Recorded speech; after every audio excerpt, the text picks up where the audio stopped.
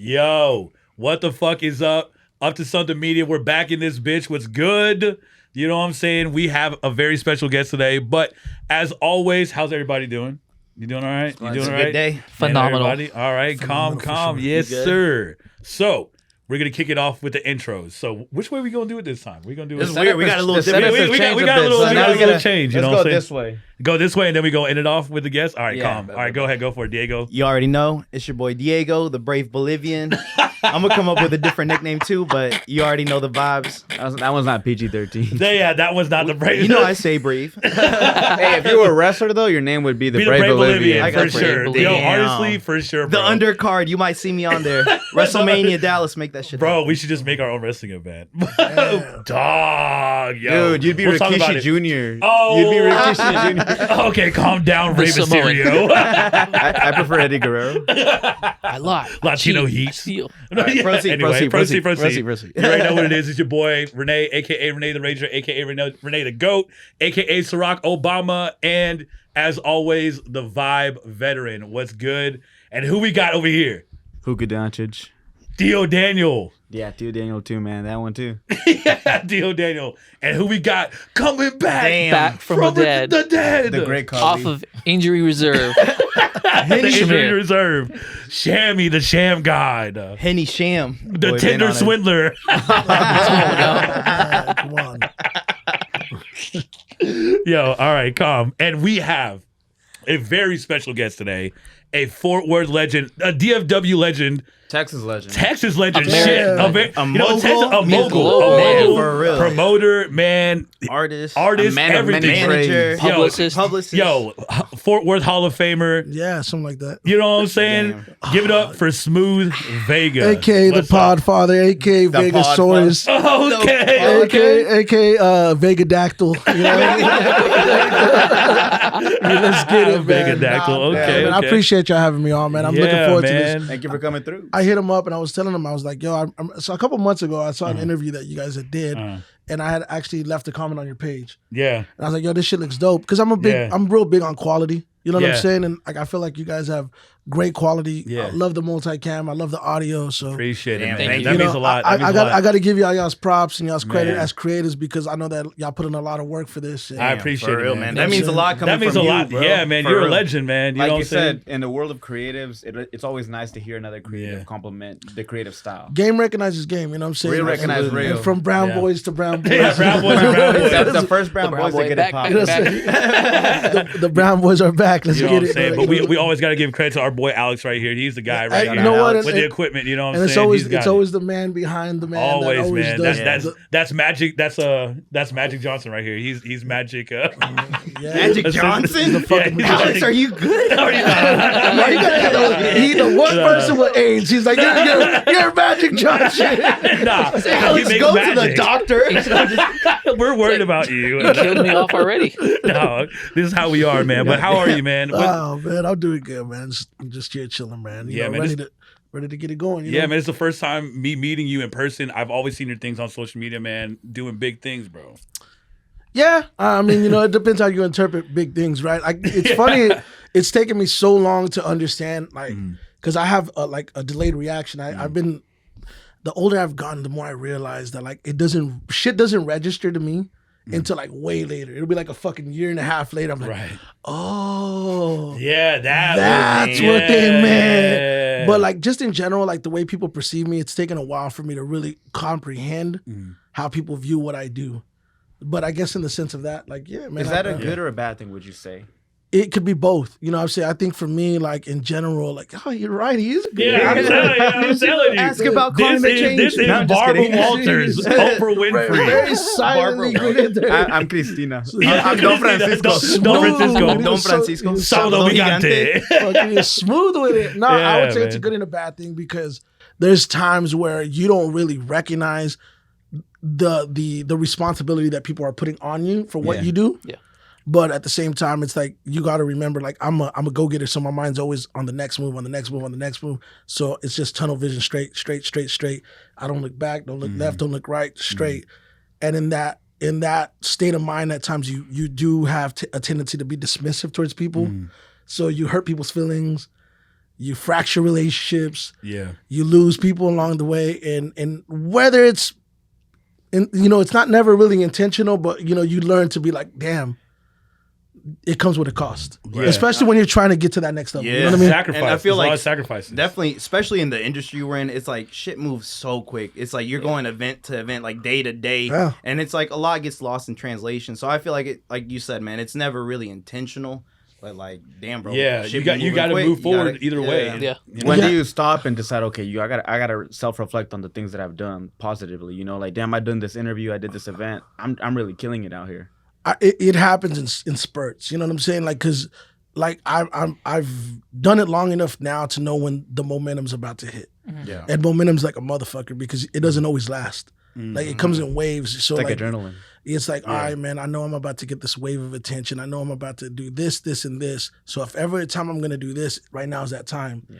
And at that time, I'm like, after it kind of passes, I look and I'm like, yo, that shit's crazy. Yeah. And there's been a few moments where like I'm in that moment, I'm like, wow, this is really happening. yeah. You know what I'm saying? Like there's been some instances where like you mentioned a little while ago about the Chris Perez interview that I did. Yeah, But like really getting to know him and talking to him off camera and having hour-long conversations with him about Selena, that shit's a little fucking trippy to me. that's wild. Yeah. Yeah, like I'm like, wow, like, I mean, I can't even have a conversation with him now. Like he called me recently, I was at the grocery store.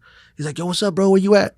I'm like, man, I'm at Albertsons. And he'll be like, man, I remember when me and Selena used to go to the grocery store. Yo, and I'm like, yo, this shit's crazy. fucking weird. Yeah. You know what I mean? Yeah. Because I mean, just like anybody else, like I looked up to, Yeah. that whole, but not even just that, bro. Like, getting in the middle of like the whole AB Quintanilla, Selena beef, like, and AB blocked me after the interview dropped. Like that shit's weird to me, dog. Like, Damn. I'm like, yo, I got some Really? real beefs out here. Like Yeah. I'm no longer pissing just the regular people off. I'm pissing the big people off. You know what I mean? Like, damn, man. levels to yeah, it, man. man. But no, but it just in general, like, when you're moving, a certain way, like, I think anytime you're trying to pave the way, you're trying to be a trailblazer, anytime you're the first of your kind, because let's be honest, like, and this isn't me to toot my own horn, but like prior to me as a Mexican American being from Fort Worth, especially, like there was no one like me doing what I was doing or attempting to do what I do. Yeah. I believe it. I really believe Going it. from being an artist to turning into a promoter to, pivoting to whatever role that I play, whether it's a graphic designer, whether it's a fucking agent, whether it's to Right. being a manager, whether it's being a fucking publicist, whether it's being whatever. Like there has never been me around. And so there's a part of me that at times gets a little bit frustrated, where you'll see people that want to be competitive. And I'm like, man, you really shouldn't be competing with me. You should probably be learning from me. Right. Yeah. But I get it and I understand it and I'm not mad at it. But it does get a little tough sometimes. But at the end of the day, man, like I have that Tom Brady mentality, right? When they ask Tom Brady, what's your favorite ring? He's like, the next one. That's fact. So like Damn. somebody will be like, yo, what's your favorite show you ever did? The next one. It hasn't happened yet. It hasn't happened. Yeah, yeah. This one This right one coming here up on on social this media. day. Buy tickets now, right? Yeah, you know what I mean. But Yeah. no, that's crazy because I mean that's how we feel too. It's like when we interview some of these people, it feels kind of surreal. Like we did Bun B, and I was like, that's surreal to us. Yeah. Not Not Bun Bun B, B, but Big Tuck, Big Tuck. Big Tuck, Big Tuck. No, yeah, Big Bun Tuck. B. Yeah. No, Yeah, you know what I mean. It's like people we listen to, and it's crazy to even be in a situation like that. And and credit to you guys. It's funny that you guys mentioned that. Like Tuck is somebody that whenever I was starting my platform and I was talking about interviewing, they were like, "Yo, he doesn't do interviews." Yeah. So that, Yeah. so you don't really realize, like, damn, like you're kind of in this exclusive club and you start kind of making a name for yourself. But everything takes time. They always say most overnight success stories take 15 years. Man, Yeah. absolutely. So- 'Cause even with ours, it's like, not to toot our own horn, but like, To but low key, we. No, talk your shit, Diego. Man, let's talk our shit. talk you know our what I'm shit. saying? Yo. Let's talk all right, our look, shit. man, this is the number one Yeah, podcast in the America, DFW. Ain't You know what nobody I'm saying? fuck with it. America, listen here. No, I'm just Hey, kidding. number one. Nah, but for real, like we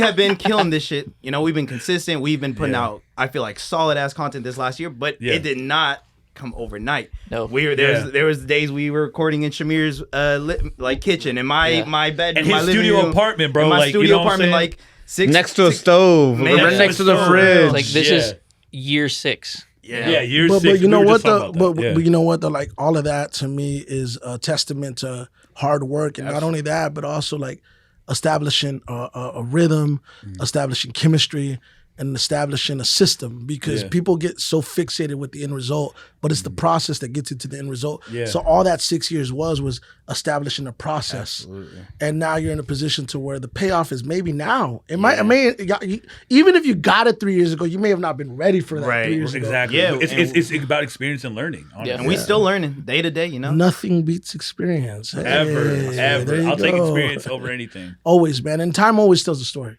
Damn. You know what I'm saying? Time always tells a story, because a lot of times you'll have people that come in, and I'm a firm believer that people leave the way they come in. So if they come in fast, they leave fast. Yeah. Right? So it's like, I've had people, and this is just some real shit, man. Like, I've been doing what I've been doing so long, and I'm just talking generally speaking, music related. Yeah. 20 plus, right? Yeah. God damn, that's a long time, bro. You Damn. know what I'm saying? That's a Hit long you with the time. Kevin Hart. God damn. How old are y'all guys? Okay, you're chilling in elementary school right there, guys. You know what I'm saying? No, real shit though. Like, I've had situations, and I shared this on my Instagram story today. Matter of fact, about how many plays I've set up that I didn't get credited for. Yeah. But there's also the opposite of that, where I've done a lot of stuff that other people have taken credit for, and you live and you learn. But I think within the context of all of that, like, time tells a story.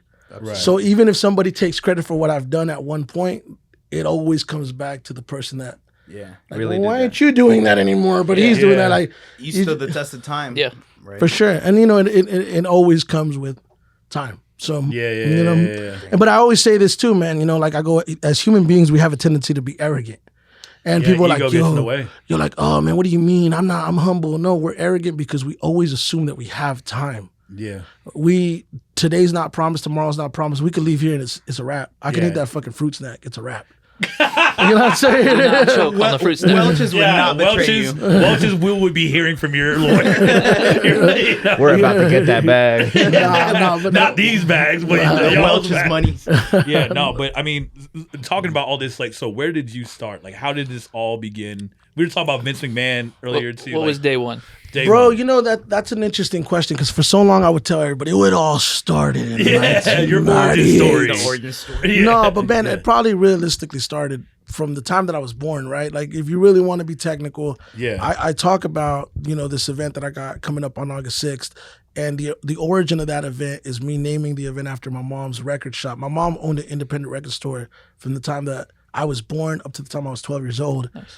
And, from 1984, she owned it, right? Was the year before I was born, as a matter of fact. To 1996, she owned this record shop. So she owned it for 12 years. Damn. For her being an independent business owner, her being a Mexican immigrant, her doing that for as long as she did, like, I didn't really realize, like, yo, that's like, she's an entrepreneur. I never associated her with being self-made. I never Right. associated with her being a hustler. I always viewed her as this loving, caring mother that was an emotional support system to me. Obviously, she passed away in 2009. So I'm thinking in my head, like, well, I would always tell people I got my hustle from my father, because he would be the type that would go to, like, the pawn shop and hoarder the shit out of everything and buy shit and resell it. So I'm like, yo, I got my hustle from my dad. That's what I assume. Right. And he is a fucking hard worker, credit to him. But my mom, though, like, she was the independent business owner, and she was doing it at a time where there wasn't any other Mexican independent women in North Fort Worth, in the middle of the stockyards. That's where we were at. We were in the heart of the fucking stockyards. And I think that, looking back at when I really revisited it last year, and I was like, I want to do this event. My friend was so badly trying to convince me, like, yo, man, you need to brand yourself. Name it the Smoothvega Summer Jam. And I was like, That sounds like a wrestling event. Yeah, I was like, I like that. Yeah. yeah. It's actually kind of good. No, man, I was this close to doing it too, but I was like, nah, man, like, I want some meaning behind it. And when I started going back to what meant the most to me, I always go back to that.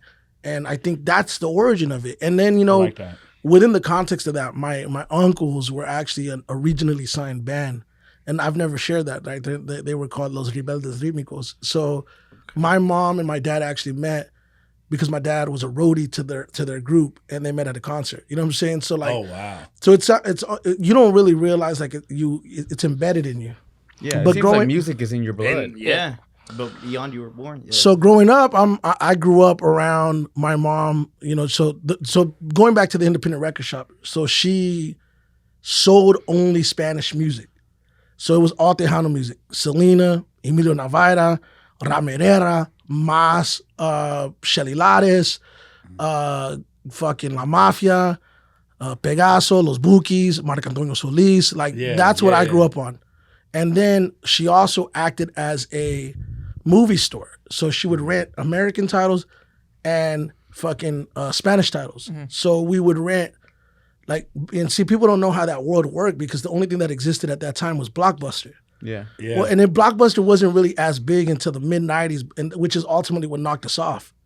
But the way that it used to work, my mom would have to buy the movies from a catalog at wholesale cost. So, like, I remember seeing the catalogs that they would send her. So she bought Schindler's List, right? Which was like a 3-part movie series. Yeah. Man, that shit was like $150 for her to buy, and then she would rent it out for like $4 or $3 for like 2 nights, and then they would return it. But she would run her business on like a notebook pad. So, I mean, realistically, they could run off with the movie. No one's gonna fucking know, right? But she would sell memberships to people. So I knew about, you know, fucking La India Maria no different than I knew about, you know, fucking Jean-Claude Van Damme. I knew about Arnold Schwarzenegger, and I knew about, you know, Sergio Goyri and Mario Almada. You know what I'm saying? Like, so I grew up in that world, and I saw a lot. You know what I'm saying? So that was the origin of where it started. That's amazing. Dang. And a lot of people, as another Mexican American who sees my mom in that loving, you know, emotional support, you don't think about it. They're out here hustling just like us, man. They're out here getting that money and being self-motivated because that's all they have to do, man. That's how our parents came, man. That's inspiring, man. Yeah. And it reminds me of kind of like we were talking off air. It's like, you know, the older you get, that hindsight's 20/20, and it's like, you know, maybe you saw your mom, it's just like, you see, it's like, oh, mom, I love you, blah, blah, blah. It's like, bro, mom was busting her ass, like, you know, like running the store, being an entrepreneur. It's like, you know. So Mama, I love you. Nah, Mama, I love you too. It was there, but my brothers who introduced me to hip hop. And, you know, you got to remember, I grew up in the 90s. So hip hop was being introduced to the world at that time. And, you know, I was exposed to hip hop whenever, you know, the parental advisory sticker was being introduced, you know. Oh, wow. So, like, it was like, my first memories of hip hop was Vanilla Ice and MC Hammer initially because they were mainstream. And I was only 5 or 6 years old, but I remember liking it. But, you know, around that time, 2 Live Crew was surfacing, you know. NWA was about to come out. Well, NWA was out. No, NWA was already out, but that's whenever Dre and Easy and Snoop really broke out. Yeah. And, you know, at the time, my brother was a big fan of the Ghetto Boys. So, so he's 6 years older than me. And, you know, without that introduction to hip hop at that age, you know, I don't know what would have happened, but I was introduced to hip hop specifically outside of Dre and Snoop. The first rap song I ever liked was actually on this thing called The Box on Channel 99. You used to be able to order music videos, and it was a song by Tupac called Brenda's Got a Baby. And that's the first rap song I was ever like, I like this song, you know, but I didn't know what it meant. I didn't know the meaning behind it. And, you know, after that, I was introduced to Dre, to Eazy-E, to Snoop Dogg. Right. Eventually, Bone Thugs and Harmony, and, you know, and at the same time, I was being exposed to R&B music. Like, I'm a big R&B fan, so like Boyz II Men and Jodeci.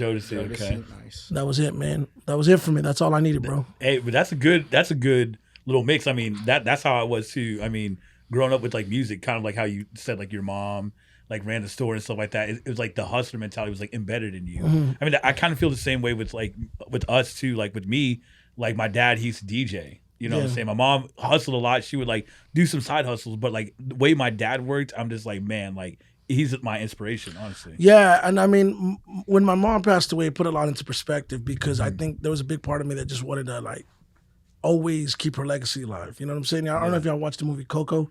Yeah, it's a good movie. Shout out to Coco. That's a really good movie, actually. That's like one of the greatest Disney movies of all time, right? For sure. And that was representation. I was like, damn. You know what I'm saying? Because we don't have representation. That's what you were saying earlier. We don't have representation. I was like, damn, they look like me. You know? No, they don't look like me. I look like a mix, like Indian or like Hispanic. the character from Moana. No. Okay, Bolivia Bulldog. No, but you know what? The thing about the movie, it was kind of like what I took from it was like, you know, you don't leave this earth until your memory fades. I don't believe in death.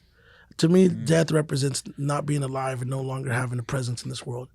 right? And as long as I'm alive, her memory is gonna live, and I'm gonna talk about her as best as I can when I can, because you don't want to make shit weird, But I feel like in general, that's what we all should strive for and live for, is a legacy. Absolutely. And I've always chased legacy from the beginning of time, even prior to her passing. I was always chasing legacy, but that's where it started. But anyways.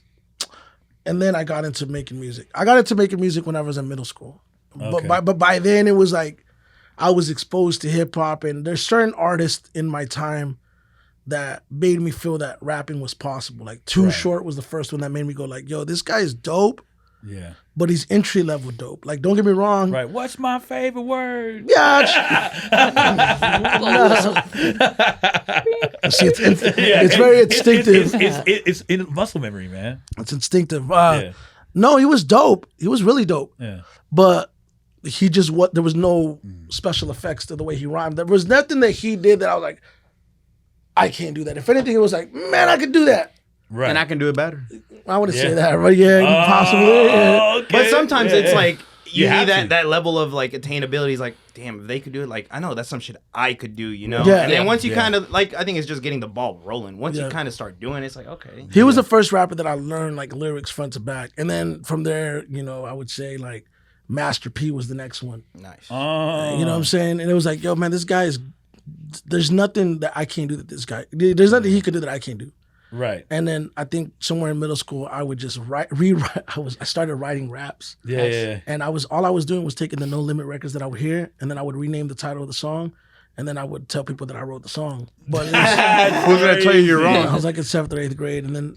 But anyways, I ended up in the studio at an early age, and then that's kind of how the journey began, and then got into music. Was your first album was early like 2003-ish? The first Two-ish? official project I put out was in 2002, actually. But I was making CDs as far back as 2000 because, back in the day, it was so different. Like, recording studios weren't as common. People weren't really recording themselves. So I would pay $350 a session to record a song, and I would pay for the beat. And they would like, it's $350, flat. And I'm 15, 16 years old. I'm hustling. I was working a job at Jack in the Box, bro, and I was just saving my money to record, and then I would print up a CD, and like because I was trying to self-finance and self-fund and not ask anybody for money, I would print up every CD that I would like. If I did a song, I would go home and I would burn a copy, and then I would sell it for $5 at school, and then I would have 100 friends buy it, and then I would take the $500 and record another song. There you go. Record another song. Damn. Record another song. You know what I Hustle, mean? man. And I did that for as long as I could because I had a group at first. And then eventually the group fell apart, and then I went doing it on my own. But it didn't really become officially real. Yeah. I would say it's about 2004 because that's when I pressed my first real project. And then I started getting a lot of acknowledgement from 2004 to 2005 because I came in at a time where like I registered Smoothvega.com, which by the way is still live to this day in 2002. So my website is 20 years old. You know what I'm saying? My website is older than some of these young rappers. You know what I mean? Like That's it's crazy. crazy. But I think whenever the website came along, I started leveraging social media prior to it being social media marketing. I was doing it already. And I was getting on a bunch of social media platforms like Mi Gente and C-Pixel, and I would copy and paste messages, and I would say like, hey, bro, hey, girl, like check out my website. And I used to have a guest book on my website where you could upload your photo on my website. So I targeted as many beautiful females as possible, and I had a bunch of females just upload photos. So We need to make a website, you guys. so guys would go on my website like it was fucking Tinder and were like, yo, This man. is genius. Yo, let me go check out. There was like a catalog of on females. Smoothvega.com. Bro, yes, I saw her. Yeah, no, that was really what was happening, dog. Damn. But by the end of 2005, going to 2006, that's when the local media started acknowledging me.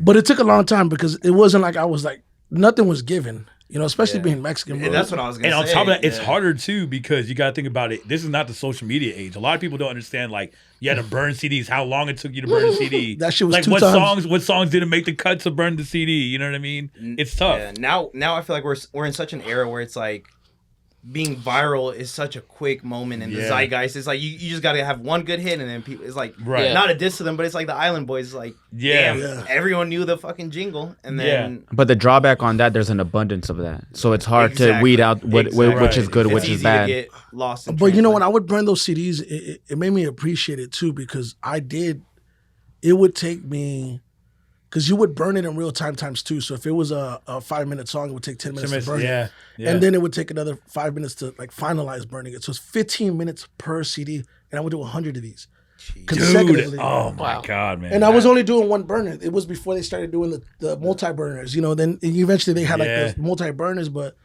The 2 disc joints where you could like do it at the same time. Man, yeah, man. What y'all know about that Windows XP? Yeah, bro. It was a bitch, bro. One of my favorite memories is actually my mom buying me a computer when I was 17. Oh wow. And I remember just breaking down crying because I had access to the internet at that point. Right. I was like, man, you don't know what you did, because all I needed, because I didn't have a car at the time, I didn't have resources at the time. So the only thing I had in front of me was my computer, and I go, man, I'm gonna do the best that I can with this.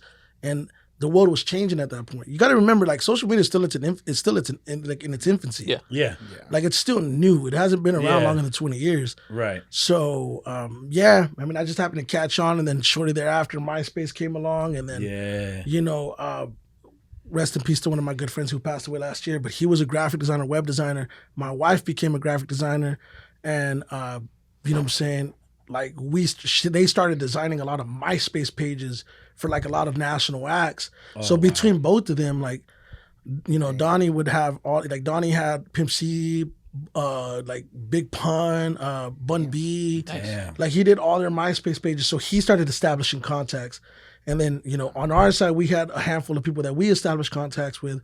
And eventually that led for me to create relationships. And then it just opened up a whole new world for you of networking. Yeah, it did. And I feel like the one thing that I've always taken pride in was my presentation, because I've always felt like, you know what, like, if you want to get treated like a major artist, you have to like treat yourself like a major artist. You gotta look like one. Yeah. So I would always send graphic designers at the time, because I didn't like doing my own graphics. I would send my graphic designers like Eminem graphics and Lil Wayne graphics. I never ever like strived to be like anybody locally. And so my page looked so decked the fuck out. You know, when people would come across it, they'd be like, "Oh, this dude looks like the real deal." You know what I'm saying? And that's how a lot of opportunities got presented for me early on. But that was kind of the starting point. I mean, there's a lot of shit in between there. Right. Yeah. But I mean, what advice would you give? Like, now that you have brought up saying that you never just wanted to be a local person, you want to be more than that. Like, what advice could you give to a creative? What does that look like in 2022? 2022. Like, what advice with all the advanced technology and everything? Like, someone who just wants to make it out of the DFW area, what's some good advice to give? I don't know, man. That's tough because everything's so subjective. I think the foundation always stays the same, which is you have to, you know, find what makes you. Right, like no one's better at being you than you. You know, preach. You know, like saying, like, you got to find your individuality. You know what I'm saying? Like, you know, what does success mean to you? What does it look like to you? Because that's subjective, right? To me, you know, you can ask somebody, "Yo, what does success mean to you?" He might say $1 million. To you, it might be, you know, a nice car. To you, it might just be analytics. You know what I'm saying? Like, but to me, it might be something completely different. It might be cultural impact. So, like, you have to define that and know what you're going for, because anybody can jump in a fucking car and go 200 miles per hour, but if you don't know where you're going, you're gonna run out of gas. So, like, damn, you know what I'm saying? You know what I'm saying? That's the gem. Bars. And that's the fucking truth, bro. Because because that to me has always been the one thing. Like, I've pretty much established early on, like, you know what? Like, if I don't like the way things are, I'm gonna change it. You know what I'm saying? Like, I'm gonna be the change that I want to see, because even, you know, you talk about my journey and how I got in the game. I will share a good story with you guys that I don't really talk about openly, which is love this. Which is how I got into even doing shows, right? Now, there's a lot of, you know, misinterpretation on how I actually became a promoter. I was always, make no mistake, a self-promoter. From the time that I came in, like, I was just finding my way on the internet. I would go to different website forums. I would copy, paste. I would just jump on whatever board that I could jump on and make a name for myself or connect with people. In 2006, I won the Fort Worth Weekly Award for Best Rap Artist. And at the time, you know, I had nothing like that. And it wasn't really like a fucking Grammy or nothing like that. Right. But, you know, to me, it was a big deal. You know, like, to me, what it gave me was something to work off of, to be able to, you know, pitch to promoters, pitch to whoever, like, hey, I'm the Fort Worth Weekly Award Best Rap Artist of the Year. Book me. And at that time, I had got paid for my first show. $100, right? That was the most I'd ever got paid at the time. I got paid $100. I'm 21 years old at the time. Damn. And, you know, I win the award. I tell my friend who happened to be getting into the club business, her name was Christina. I said, Christina, I want to do a show. I want to do my own music video. Can you give me a club? She said, yeah. We can split 50-50. She was telling me that me and her can split 50-50. I said, let's do it. So we do the show. The show ends up making $500 at the door. We make $250. So what do I think I'm worth now? I went from $100. I made $250. Even though technically the door Price went up. Yesterday's price was not today's price. Yesterday's price is not today's. So this is 2006. By the end of 2006, I'm not getting booked for shows. I'm trying to be part of all these big shows that were coming around, which were mainly car shows. And there was one specific promoter in town. And when I tried to meet him, he didn't take me serious, which I don't blame him. But there was a lot of people that didn't take me serious. There was a lot of people that slammed doors on me. There was people at Kano Win that I know to this day that didn't take me serious. Yeah. And I have to understand that that's just paying dues. That's just you gotta earn your chops. Part of the process. Yeah. For sure. It's growing pains. You know what I mean? And it hurts. But so by the end of 2006, I ended up going to an event with a friend of mine. And it was like a whole world that I never knew existed. It was like an underground dance, fucking cadet, fucking you got served. These still fucking guys were dancing. And I had seen a flyer that my cousin posted, and I knew that there was a movement that was building. But I had always told everybody, if I ever do an event, I want it to be an all-age event. Yeah. So I'm there, I see it, and I said, parking lotted it, right? Yeah. Beginning of 2007, I have somebody come and they hit me up and they're like, what did they tell me? They're like, yo, my cousin Juan is putting a show together in April. He wants to book an artist. I brought you up. I brought these other two guys up. You willing to do it? I said, yeah, let me talk to him. He calls everybody else. Everybody else turned his show down because they didn't want to give him a chance because he was trying to explain to them like, hey, I'm doing this blowout. It's going to be a dance competition and we want some rappers to go on stage. And the other guys were like, fuck that. They didn't know the world. Right. So they turned it down. Yeah. So he calls me. He's like, yo, man, would you be open to doing the show? I was like, yeah. How much would you charge me? $250. Right? Price went up. Yeah, because I went from 100 to 250, right? So I told him $250. Well, he was, all right, cool, we'll do it. So we do the show, and this is in April of 2007. So when we do the show, by the middle of that promotion, I took over the promotion. I did the graphics, I did the drops. I had, I completely revamped the way this shit felt and looked. Right. And then I go to the show, and this is and it was packed. I want to say it was April or May. It was packed. There was like 700 people there, and there was people in the crowd that were holding up like fucking "I love Smoothvega" signs. And that must feel awesome. That did. But it was trippy. But what I took away from it was this shit did 700 people at $15, and I charged him $250, and he paid somebody else the same amount that didn't do what I did, and I did the flyers, this and that. I was like, I should have got more, right? So a local nightclub, Club Chrome, by the way, hits me. Well, after they saw me post it, because back in the day, you used to be able to post these photos on a bulletin board on MySpace. Oh, yes, sir. For those that know what MySpace is, fucking Mark Zuckerberg ain't got nothing on Tom. Let me tell you something. If Instagram ever indicated what MySpace did, it's raps. It's a done deal. Raps. Yeah. You ain't shit unless you our coders. Well, yeah, we'll talk to something technology side. You know what I'm saying? No, but so the show passes, and then I saw the local club from where I'm from, because at the time my wife's doing their graphics. They saw what I did, and they tried to do their own teen night based off of what they saw me do, because it was an all-age event, and it flopped. It flopped 2 weeks in a row, and then the guy just stopped doing it. So I hit up the club. I said, yo, man, if you want to do an all-age event, let's do something. Yeah. Man, all right, cool. Shit, what would you charge? $500. I said $500. I went straight to $500. And he says, I mean, we could do something, man, but I don't know about $500. That's a little bit, that's like out of our budget. I'm like, all right, cool. Well, what do you propose? And he proposed a deal for me. It was the worst deal of all time I had. Oh, man. Which was, I will do a deal with you. 40-60 if you bring 400 people to the club, 50-50 if you bring 500 people to the club, and 60-40 in your favor if you bring over 500 people, right? Mind you, the only day we could give you is Sunday because that's the off day. I said, cool, I'll take it. All right, cool. I created a whole entire concert, put together a whole dance competition. I did the whole all-age event. Everything that I had envisioned what I wanted to do, I did. and I came up with the name. And the name, because I'm a fucking wrestling fan, right? I was watching, I was literally watching WrestleMania and fucking Jim Ross like, this is total pandemonium. And I was like, God. Yeah, I was like, total pandemonium. That's what I named the event. That's you know crazy. What I'm saying? And then I did the event, and it was in August of 2007. Yeah.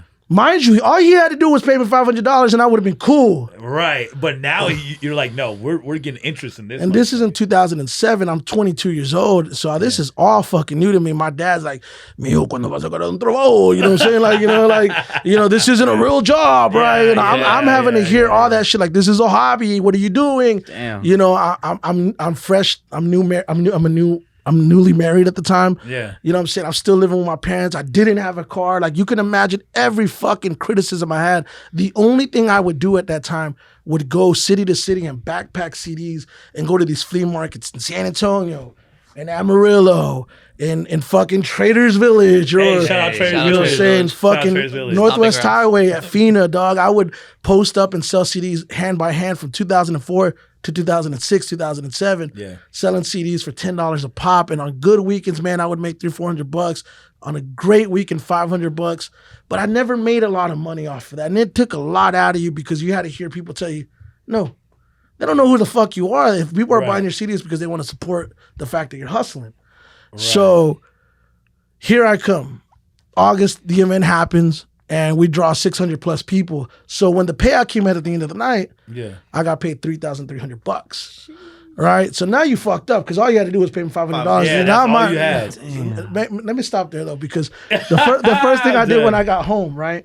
They paid me $3,300 in cash, right? Mind you, I should have got more because that was a terrible fucking deal. That's you know what I'm saying? Fucking deal. The guy made 40%, so he made roughly close to what I made, and he didn't do shit. Right. But I end up going home, and I'm so filled with pride. Like, I just made $3,000+ in one night off of my own event on my own. On you know what I'm saying? Yeah. One night. You're right. And I never made that much money ever. The most money I had ever brought home after everything from selling CDs was like maybe $700. So I get home. My dad's asleep on the couch. Wake up! No, I didn't do that. Wake up, Dad. No, he was asleep, and I was like, this is too much of a good opportunity. I just fucking go, I pull the money out and I start slapping him, waking him up. The disrespect. I felt like Ted DiBiase. Give me my $1 billion bill. You know what I'm saying? And you know what, man? I remember that moment because I just remember him looking up and I saw him smile. I knew he was happy in that moment. So that's actually really nice. So at that time, Bernard Hopkins, Roy Jones Jr. and Antonio Tarver were having a whole debate online or like on HBO. They were like, we're going to fight. And Roy Jones kept on saying, I ain't fighting none less than 70-30, 70-30, 70-30. So whenever I was like, they were like, yo, you want to do another event? I'm like, yeah, 70-30. I just copied what he said. 70-30. Yeah, so I did the next event, which is in November. 3 months later, I did Total Pandemonium 2, 2007. And I ended up breaking the attendance record. We ended up bringing over 1,200 people, and I made $12,000 on it. Oh, shit. And this is in 2007 with no pre-sale tickets. This is all walk-up. This is just You got to do the air horns right here. Yeah. Damn. Nah, man, that's crazy. And that's the story, because that's how I really became a promoter. Because after that, it was like everything changed. You touched that promoter money, and Man, then and you're like, yo. My first thing was like, oh, man, I know Big Tuck ain't making this much money in a night. And this is when he was at his peak, right? I know Playing Skills ain't making this much money, at least off shows. But I was still in rapper mode.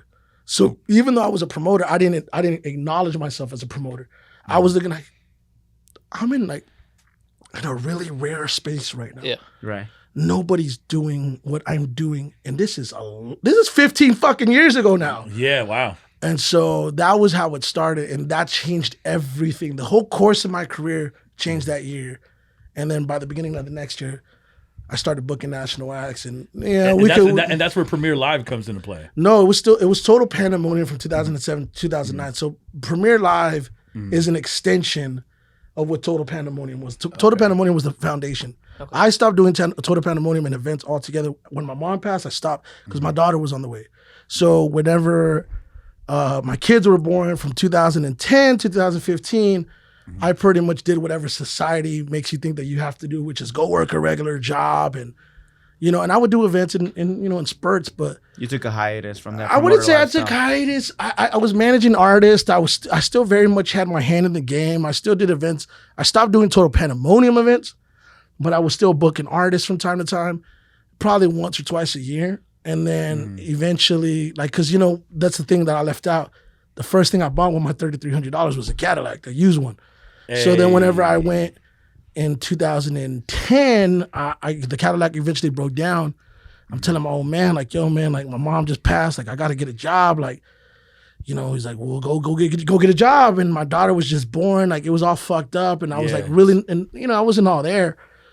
Everybody that tried to hire me were like fucking like jobs. And at this time, bro, I'm not trying to be funny. I was already very popular in my city. So it's like, Right. yo, I can't work at any of these fucking jobs they're trying to give me a job at. Like, the only people that wanted to hire me, there was only 2 people that wanted to hire me, which was Family Dollar, right, for $7 an hour, and it was Wingstop, which my friend Gardenia, shout out to Gardenia. I haven't talked to her in a long time, but Gardenia had offered to hire me at Wingstop as a cook in my neighborhood. I was like, there's no way that would work. She actually advised me, because I was ready to take the job. She's like, I wouldn't do it if I was you. Too many people know Why who you though? are. Because of your status? Yeah, because she said too many people knew who I was. She's like, it's not going to be good for you. So I got my brother the job. But let me tell you a funny story. So I ended up getting a job. When my daughter was born, I couldn't find a job. And so I started doing events. I did 3 events. I bought an Equinox as soon as I made my first check. And I just started making more. And then my wife ended up pregnant with my son instantly. I mean, my daughter was like maybe 3 or 4 months. And so whenever I found out I was having a son, I was like, all right, gotta go get a job. So I called a friend. He got me a job at Metro PCS, and I entered the wireless world. And man, dude, like the first year and a half being there was a learning experience. You have to go through those motions to kind of know what you're worth. But I ended up getting a job at T-Mobile, and I stayed at T-Mobile for several years, but I worked my way all the way up. I was like a manager. I was like, store manager. I was meeting with the CEO, the CFO. I started doing events at my T-Mobile. Like I had Terrell Owens. In the T-Mobile? Bro, fuck yeah. I had Terrell Owens come through. I had fucking Nelson That's Cruz. my quarterback. Yeah, I was still kind of interfering in the worlds because what happened was when they put me in Fort Worth, because when I worked at Metro PCS, I didn't work anywhere near Fort Worth. I was like in fucking Grand Prairie, like Damn. deep buried into like Camp Wisdom where nobody would know where I was at. Camp Wisdom, jeez. Yeah, but whenever I was in T-Mobile, they're like, all right, we're gonna put you in fucking North Fort Worth. And I was all right, watch what's about to happen. And but because I was such a known person, I had so many clients and customers, so I just rose up really fast. And So it worked in your favor at the end, no? That's pretty smart, actually. yeah, it did. I learned to take advantage of it. I mean, I learned a lot about management working in retail. That's actually how I learned core competencies within management. But working at T-Mobile, what I remember the most was whenever I became a manager, they because I hired more fucking employees for that company than anybody did. Because I just knew so many people. If I put something on Facebook like, yo, anybody looking for a job? Everybody was like, me! Yeah. But one of the first people I hired was Gardenia because she was looking for a job. So I was able to bring her back around. Full circle. I was circle. like, she was like, I'm looking for a job. I'm like, I got you. And I brought her in. So I never forgot the fact that she was one of the only people that was willing to give me a chance. So when she needed it and I was in position, I gave her a chance. That's amazing. That's dope. So like, what's something that you like truly love about the game right now? Like the hustling, all that stuff. Like, what's something that like really sticks out to you? Are you talking about music? Music. It could be music. It could be from promoting. It could be from Premiere Live. If you want to like talk more about Premiere Live. Well, Premiere Live is How was that born? How did that all come about? I was daydreaming. By the end of 2014, I was starting to get checked out of retail. Like, it was never my passion. Yeah. I grew to like it. I grew to enjoy it. I grew to meet a lot of great people that I later on went to, have relationships with. But, going into 2015, I'm recording music. I'm still being a rapper as much as I can be. But, I'm like, man, I'm daydreaming finally. I was like, man, going into 2015, I'm going to drop an album. I'm going to do this. I'm going to do that. Right. I ended up doing a show at the end of 2014 with Leon Bridges and a handful of other people. Which, man, I'll share something with you guys here in a second about that. But whenever I did the show with Leon, I was working with an artist by the name of Nadia Soul, and I was working with my homie Brandon Marcel. And I was always I always prided myself on doing events at venues that nobody else was doing events at. So like, in because there's such a stigma that comes with hip hop. Like a lot of the venues in Fort Worth, whenever you would try to go and do shows there, they would automatically assume it was like the fucking 80s, NWA, like fuck the police, right? Like they didn't know. So it was always cool to prove myself. So I did that event. It went well. That venue trusted me to do a hip hop event in February. It went really well. So I was like, I'm doing the show. And I ended up booking Joe Budden. That was the first show I did. And whenever I sent up, they asked me, okay, what's your name? I said, Lorenzo. Gave them the name. They're like, what's the promotion company? And up to that point, I had been putting Smoothvega Presents on all my flyers. But I always wanted to create a separate brand that wasn't associated to my name. So you didn't have to know me to like fuck with my events. Yeah. So I came up with the name Premier Live Experience. Premier Live was the original name. And then, so it was on contract since 2015, but I didn't make it public till the beginning of 2016. But by the end of 2015, I was completely fucking out of T-Mobile. I was like, man, I don't want to show up. Yeah, we don't fuck with T-Mobile. For real, that's man. my phone provider. He was kidding. Hey, no, I swear, bro. I'm AT&T now. Nah, man, but let me tell you though, that during that time frame, like I did a lot of shows already. I was already getting my feet wet. Like I had already started working with a lot of artists, so I had a contingency plan, and basically I ended up leaving after doing a show with Chamillionaire, and then I made some money, and then I knew that I wasn't where I wanted to be financially, so I took a general manager position at a finance company where I was making more money. And I was there probably not even 3 weeks, and I quit that job. And then I got paid whatever I got paid. And then I was like, man, I just need to make it to the end of the year to get to the beginning of the year because I had so many tours already, on deck. And I was like, all right, I took one more job. I was there for 2 months, and then I got to the end of January and the beginning of Premier Live, which was when I was going to launch the company, which is what I did, was in 2016. And then I quit my job, and then from that point forward, that's what I've been doing.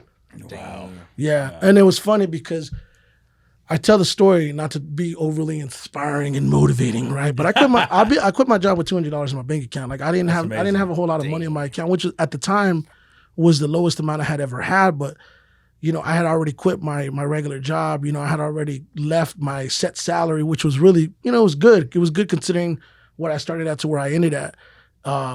So having $200 in my account was new territory for me, but I knew that I had income tax coming in. I knew I had these shows coming in. I knew that all this stuff was about to come. And sure enough, by the end of February, which was the first month of me being self-employed, I made $30,000 that month. And so like I left my job with $200 and I made $30,000 in my first month of doing events. Right. So I'm thinking, bitch, I'm rich. I'm gonna go off. 300 times 12, that's how much money I'm gonna make this year. I'm thinking it's about to be on. I think, man. And it wasn't like that at all. You know what I mean? Because I started realizing, man, but it was the beginning, man. And I think to answer your question, part of like my favorite part of the game is just like seeing your creation come to life, seeing certain things work. Like I never, even when I lose, I win because I gain experience. You know what I'm saying? Like I've never felt like I've lost. And like I mentioned earlier, like I feel a lot of us like have this tendency to be arrogant and believe we got time. Yeah. We don't got time. You don't know when it's gonna happen. It could happen right now. We could die tomorrow, man. But just knowing and seeing the shit that you do come to life is just it's an incredible feeling, man. No, for sure. And honestly, like every time like we see the logo somewhere, we're like, yo, like it's surreal. Like doing this. Like I was just talking to Shamir about this in the car. Like I would never think we would have gotten this far as a podcast, renting out a studio, buying equipment, interviewing these people, like getting these relationships, and like to getting a logo to now getting merch. Like when I got that merch in my hand, I was like, damn, we really did this shit. Yeah. And we're not even there yet. You know what I'm saying? But we enjoy the moment. You get overwhelmed with pride seeing something that you worked hard for come to life. And I think that's the best feeling when you see that happen. And what I always fail to realize is that, the opportunities that my company has created for not only artists, but also people that have broken into the business. A lot of people got their start with me. You know what I'm saying?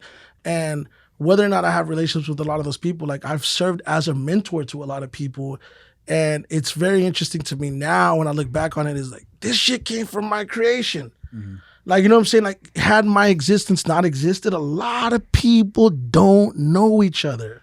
Yeah. You know what I'm saying? And there's a lot more that goes into it. You know what I'm saying? Like I shared that EPK with you the other day, and there's a part of there right there where like it has like Leon Bridges in the photo with us on stage. I seen that. Yeah. And like his first time on stage ever was with me. Like, you know, That's like, yeah, like and to see where he's at now. Yeah, Grammy Award winner. bro, there's so many stories that I could share that are even bigger or just as big as that. Right. Like, you know, so being in spaces where, you know, whether or not me and Snow the Product talk today or not anymore, right? You know what I'm saying? Like the fact that like, you know, I saw the beginning of her career. You know, I was the second person she connected with when she moved to Fort Worth.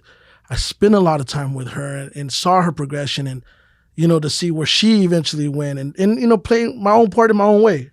You know, even if it was just as a colleague. Yeah. Right. Like it's inspiring, it's motivating because it lets you know you're in the right business. You know what I'm saying? Like I've been in rooms with people, I've had conversations with people, I've directed conversations with people that people will never fucking know. Yeah. All because I made the decision to pursue something whenever I decided to pursue it. Like that's a powerful fucking feeling, bro. Like When the ball's in your court. just knowing like, yo, I said I was gonna do it and I did it. Yeah. Most That people goes back to what you were saying though, most people about don't do not receiving credit for something that happened. You know Yeah. you did that, but you didn't receive credit for that. It comes back to you. And I took that personally. Well, I mean, it's a lot of shit that happens. You know what I mean? But like, you know, sometimes you just gotta let time tell the story. Exact. Damn. You know what I'm saying? You gotta let time tell the story because people will eventually see and people will eventually know. Like, you know what I mean? Like, it is what it is, bro. It is what it is. But yeah, I mean, and then, you know, going back to like, you know, I was talking to these guys off camera. You weren't here yet. And I was like, man, I'm such a fan of like Vince McMahon. I don't even realize that. No chance. Yeah, bro. That's the name of the episode. That's the yeah. Like I'm like it's already embedded in me. Like I maneuver and I move with the same style of what he does, and it's not just him. Yeah. Master P was like No Limit Records, No Limit Sports, No Limit this, No Limit that. Yeah. And I've attempted in my own way to do, like I don't believe like. I'm a fucking quote Vince McMahon. Now go for it. I don't believe in ceilings. I don't believe that there's nothing that you can't do. So, you know, like I started podcasting and doing interviews, not because I wanted to be in the podcast realm or be in the podcast world to compete with anybody. I did it because for a long time I was giving interviews to the Dallas Observer, to the D Magazine, to the Dallas Morning News. For the longest time I was giving interviews to 97.9 and K104, to Cosign Magazine or whoever. Right. And I would, you know, book an artist like a Bun B or The Game or whoever it may be, and they would get the interview. I would take them to 97.9. I'm like, yeah, I'm gonna take them to the radio station. I'm gonna make this great relationship with the radio station. They're gonna like me. They're gonna talk about my event whenever my event comes into town. And guess what happens? I take them to the fucking radio station. They tell the artist, okay, man, we're gonna put you on air, man. But the only thing is you cannot talk about the show because they didn't run radio advertisement with us. And then they would post it on social media, like in the studio right now with Bun B, but you can't post it where, you know, there's a show in town because they didn't run advertisements with us. And I'm thinking in my head like, yo. You set this It's up. crooked. Yeah, I'm like, yo, what the fuck? Like That had nothing to do. Yeah. that's a $10,000 fucking interview. That's the way I'm viewing it because I'm spending this much money. How are you the beneficiary of it? Yeah. You know, if anybody should be reaping the benefits of the content, Should be you. it should be me. Yeah. I mean, I was talking about doing the podcast situation, Premier Live Radio, as far back as the end of 2017. Yeah. And then I just couldn't find the right group of people to do it with. And then I went into 2018. I attempted to do it like somewhere in like 2019, 2020. And it went cool, but like, man, you want something done right, do it yourself. Exactly. And that's what the podcast is. Exactly. That's the emergence of what the podcast is today, right? You're cutting out that middleman, and now you're doing it yourself. Yeah, man. And you know, I do it when I can. I don't try to do it as frequent. But, you know, I know you asked about the Chris Perez interview and stuff like that. You know what I mean? Like, legendary. Just that interview in specific was, I felt the first interview, despite all the interviews I've interviewed a shit ton of people. Yeah, I've seen it. Fucking Jay Prince, you know, I've interviewed Teddy Long. Fucking Jake the Snake Roberts, you know, I've interviewed fucking Genuine. I got some great gems in there. Paul Wall. Yeah, Paul Wall legend. SPM. You just did the SPM Oh one. yeah, SPM. I forgot about that. I got his interview. Yeah. Twisted Black. I got these guys from jail. Like, and these guys, a lot of these people don't do interviews. And so the Chris interview to me was the first interview, believe it or not, that people took me serious as an interviewer. Right. I'm like, bro, what the fuck? I've been You've been doing this shit for how long? Yeah, like I did a fucking interview at the fucking Ford Stadium where the Dallas Cowboys practice at. Yeah, the Cowboys gave me permission to do it. Like, what the fuck? Like, Yeah, like now you see me. like I'm like, yeah. damn, I got Jerry Jones to give me permission to shoot here. Y'all ain't giving me no credit, but yeah. But you know, I do too much at times for my own good, so they don't know where to like box me in at. Right. But doing that interview was like the first time people were like, yo, man, like this guy is, because I brought a lot of emotion out of the guy. You know what I'm saying? Right. Man, bro, you just got to know sometimes, man. You got to know. But that's the beauty of just doing. Right. The Right. beauty of doing. And I think that's like we always ask this question too, which I'm about to ask. What is something that you think is like a huge struggle for creatives in the DFW era? Like we always hear all the time, like people not putting people on because they want to like be number one and stuff like that. Like what's the gatekeepers like oh man. Oh, me twist. Number 6. Number 6. Number 6. LeBron. Oh man. No, to be honest with you, I think the number one problem with most creatives is just finding their identity and standing out. You know, because like I think, you know, when people don't have a sense of identity, like they struggle. And then they point fingers because they're not where they want to be. So they blame you, they blame you, they blame you, they blame you, they blame me, they blame him because they're not where they want to be. But ultimately, do they know who they are? Do they know what they're trying to go for? You know, we use the car analogy, you know, you can go 100 miles, 200 miles per hour, but if you don't know where you're going, you're going to run out of gas. Well, you know, in the spirit of that analogy, if you have a GPS, you know your destination, right? And most people don't know their destination because they don't know what they're going for. They don't even know what they're doing. They don't know how to define what success means to them. Right. You know, like I was talking to you guys, I was like, look, whenever I put my events together, I always want my stuff to feel different, look different, be different. Yeah. As best as I can. Because granted, you can't reinvent the wheel. Everything in this world has been done 100 times over. Right. But, you know, I pride myself on trying to be as original as I can, even if it's just in the presentation. Right. And that analogy, back to the car analogy, is there's all this traffic right here on this road. Why am I gonna take the road right here that has that's super congested when I could just go on this road, go right, create your own path and create my own lane, and there's no traffic. It's not congested at all. I'd rather go here than be here. You know what I'm saying? And I think people need to find ways to stand out. Just just go out there and grab the fucking bull by its horns and say, you know what, this is who I am. This is what I'm going to do and create that identity. And I see a lot of creatives struggle with that. Yeah. And they try to be, you know, the next Joe Budden podcast, the next Breakfast Club, the next Up2Something. Yeah, you know what I'm saying? Who's trying to be the next? And who is it? The next Drink Champs. Like, there's no fucking originality, bro. Yeah. And I think that accounts for a lot. You know what I'm saying? That accounts for a lot because when people see like, yo, man, why this dude does it just a tad bit different. Right. People eventually will recognize that, bro. Look, you talk about me being here for 20 plus years. I'm just now getting acknowledged by some of my peers. Right. It's a long game. Man, bro. I'm telling you, man, it's a very long game. You know what I'm saying? And do you see like going back to like, I want to go back to your music stuff because you have some crazy features, bro. You have some crazy features. You know what I'm saying? Royce so like 5'9", little flip, Paul Wall. You know what I'm saying? You know what I'm saying? You got Royce and Crooked on one song together. Yeah, in 2007. Crazy. That's crazy. Yeah, I did it in 2007. Slaughterhouse shit before they were even Slaughterhouse. Yeah, for sure. You know what I mean? And I still got a good relationship with Royce. A lot of people don't know I actually run his Facebook and I help maintain his YouTube. No shit. Yeah, man. I was just talking to Royce in a message 2 days ago because I just started. I don't know if you guys watched Rhythm and Flow on Netflix, but yeah, I do. Yeah, like I started handling. I just took over handling bookings for Flawless Real Talk. Oh wow. Okay. Yeah. So Flawless. I'm introducing them to Royce right now. You know, I have a really good relationship with those guys, but as an artist, that goes back to standing out. You know, at the time that I was coming in as a rapper, I wasn't the most skilled. I wasn't the most talented, especially early on. I can rap. Like I can show you some shit that I recently wrote, right? Okay. You know, I don't record anymore, but like I still do it for practice. But like I know what to do now. Right. Growing up, I was self-taught, self-managed, shoved everything, you know? So like nobody put their arm around me. Nobody showed me how to do it. So it took me years to develop.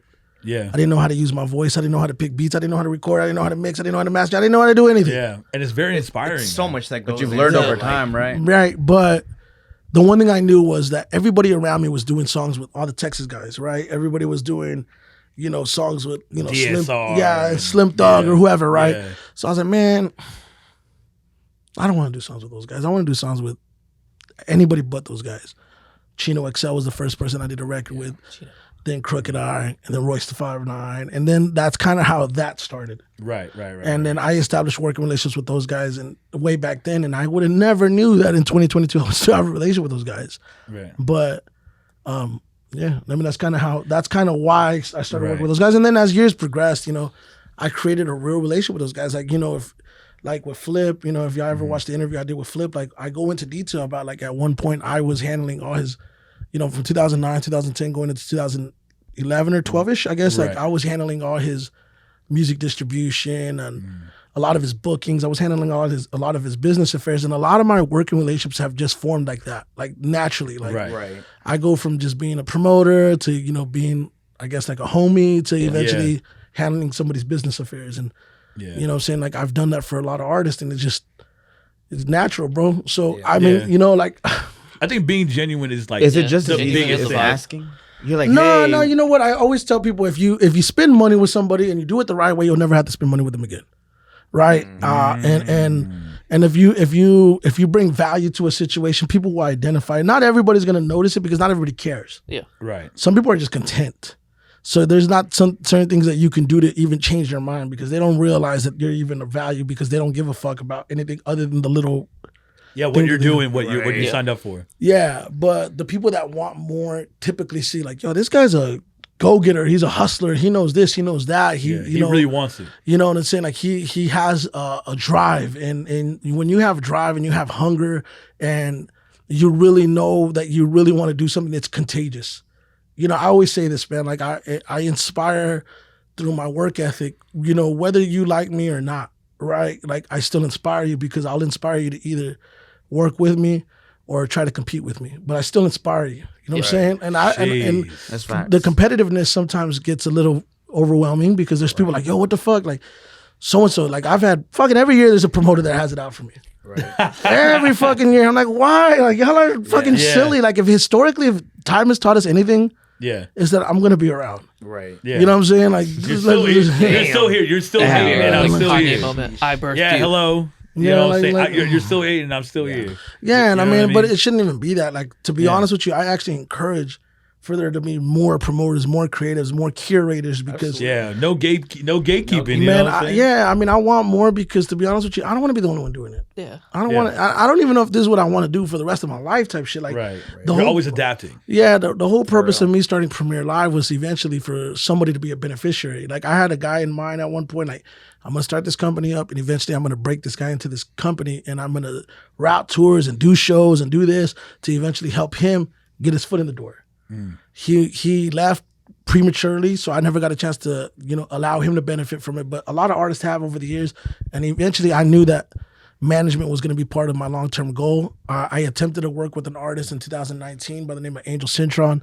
I've shared with her publicly and privately how much I wanted to work with her, and it didn't happen. And so I was like, yo, whether or not this is going to ever happen or not, I know at some point or another, I'm going to take on to management. And there was several artists over the years, well-known artists, very well-known artists, that asked me to manage them. And Could you say one, or is it like too much to say, or is it under contract? No, I just don't want to say it because we don't get along right now. You know what I'm saying? Yeah, that's fair. You know what I'm That's fair, saying? Like, fair. you know what I mean? But I would say that when I finally got to the end of 2020 into 2021, I was like, yo, I'm going to do it. And that's whenever I came across XB Valentine and I started working with her, and I saw a lot of myself in her, just self-sufficiency, the fact that she was self-taught, she was, recording herself and doing all that. So I'm like, maybe I crawled and I walked so she can run.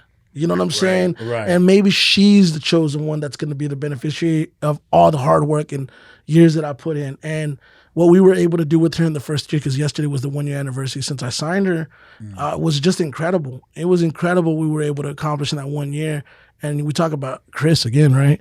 Like he actually just did a song with her. He did a song, Wow. he jumped on her shit and he made a social media post about her, like, you know what I'm saying? Like Damn. all because we're cool, you know what I mean? Now, like, Yeah, absolutely. it's my homeboy, you Yeah, know what I and, mean? and that's the one thing too is like, you know, with me, like I've been going to events, fashion, to music events, to concerts, whatever. I just love meeting people. You know what I mean? Because like that's how you build relationships. Like that's how you build your network or whatever. But do it in a genuine way. You know what I mean?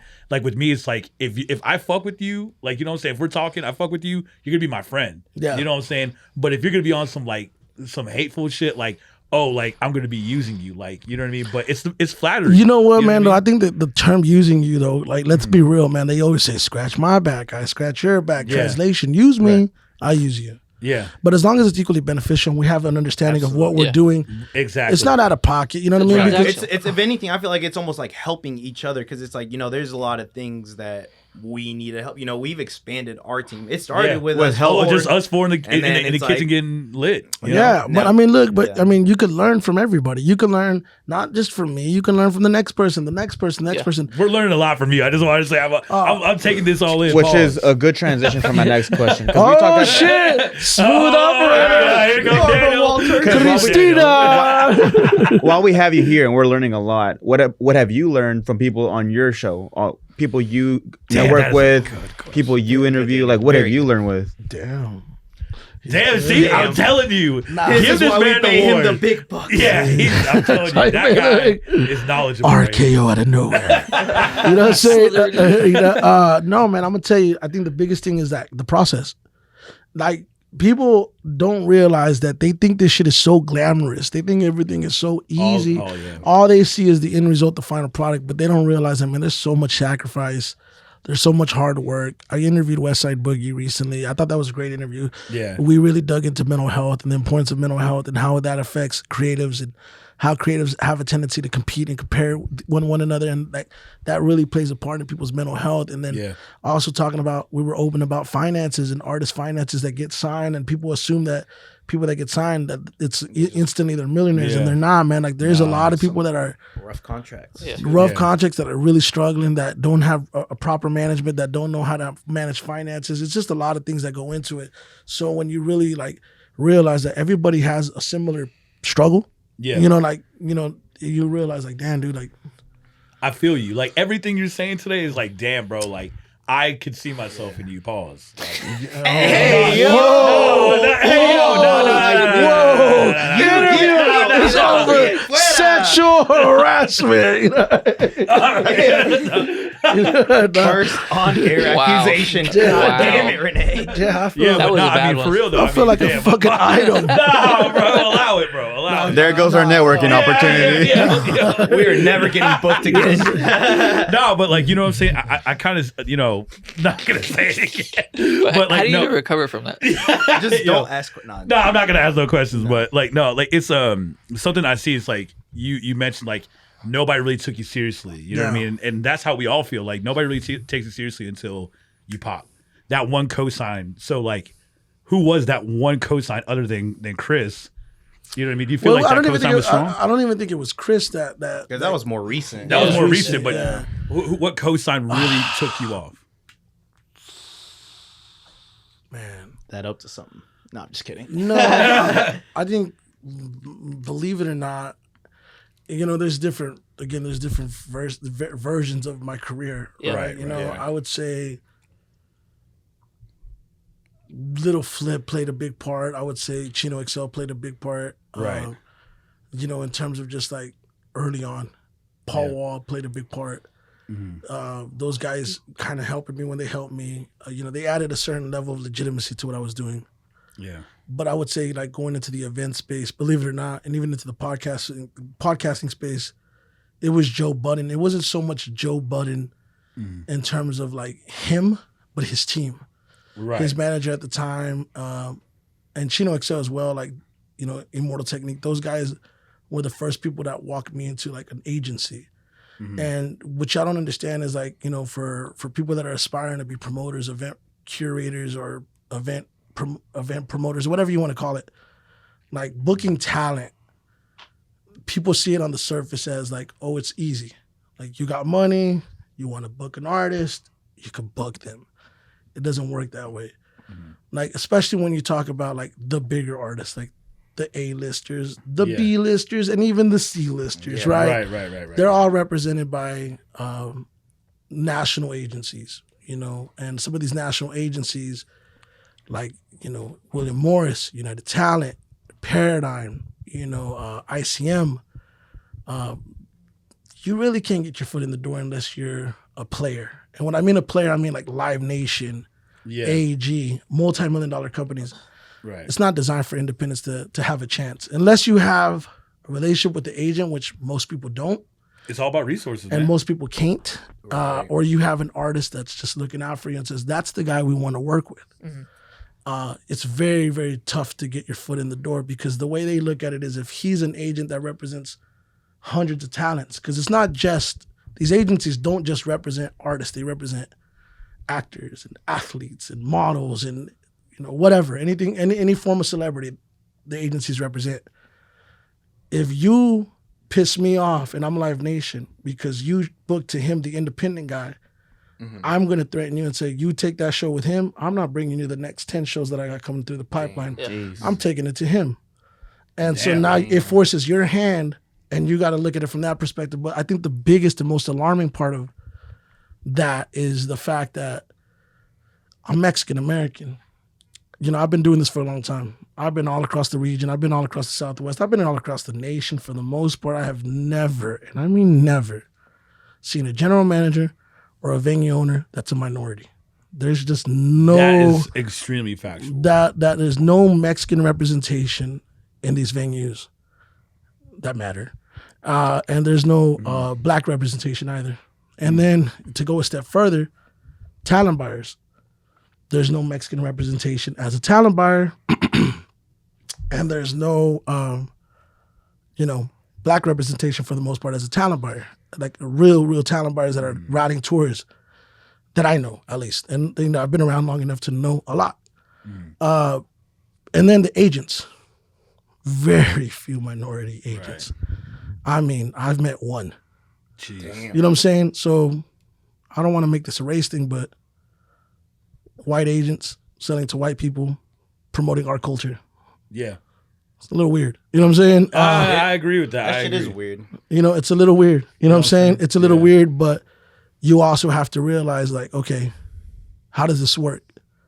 So I have a really, I based off that alone, I know that I wouldn't have been able to get in the door had it not been for those guys walking me in.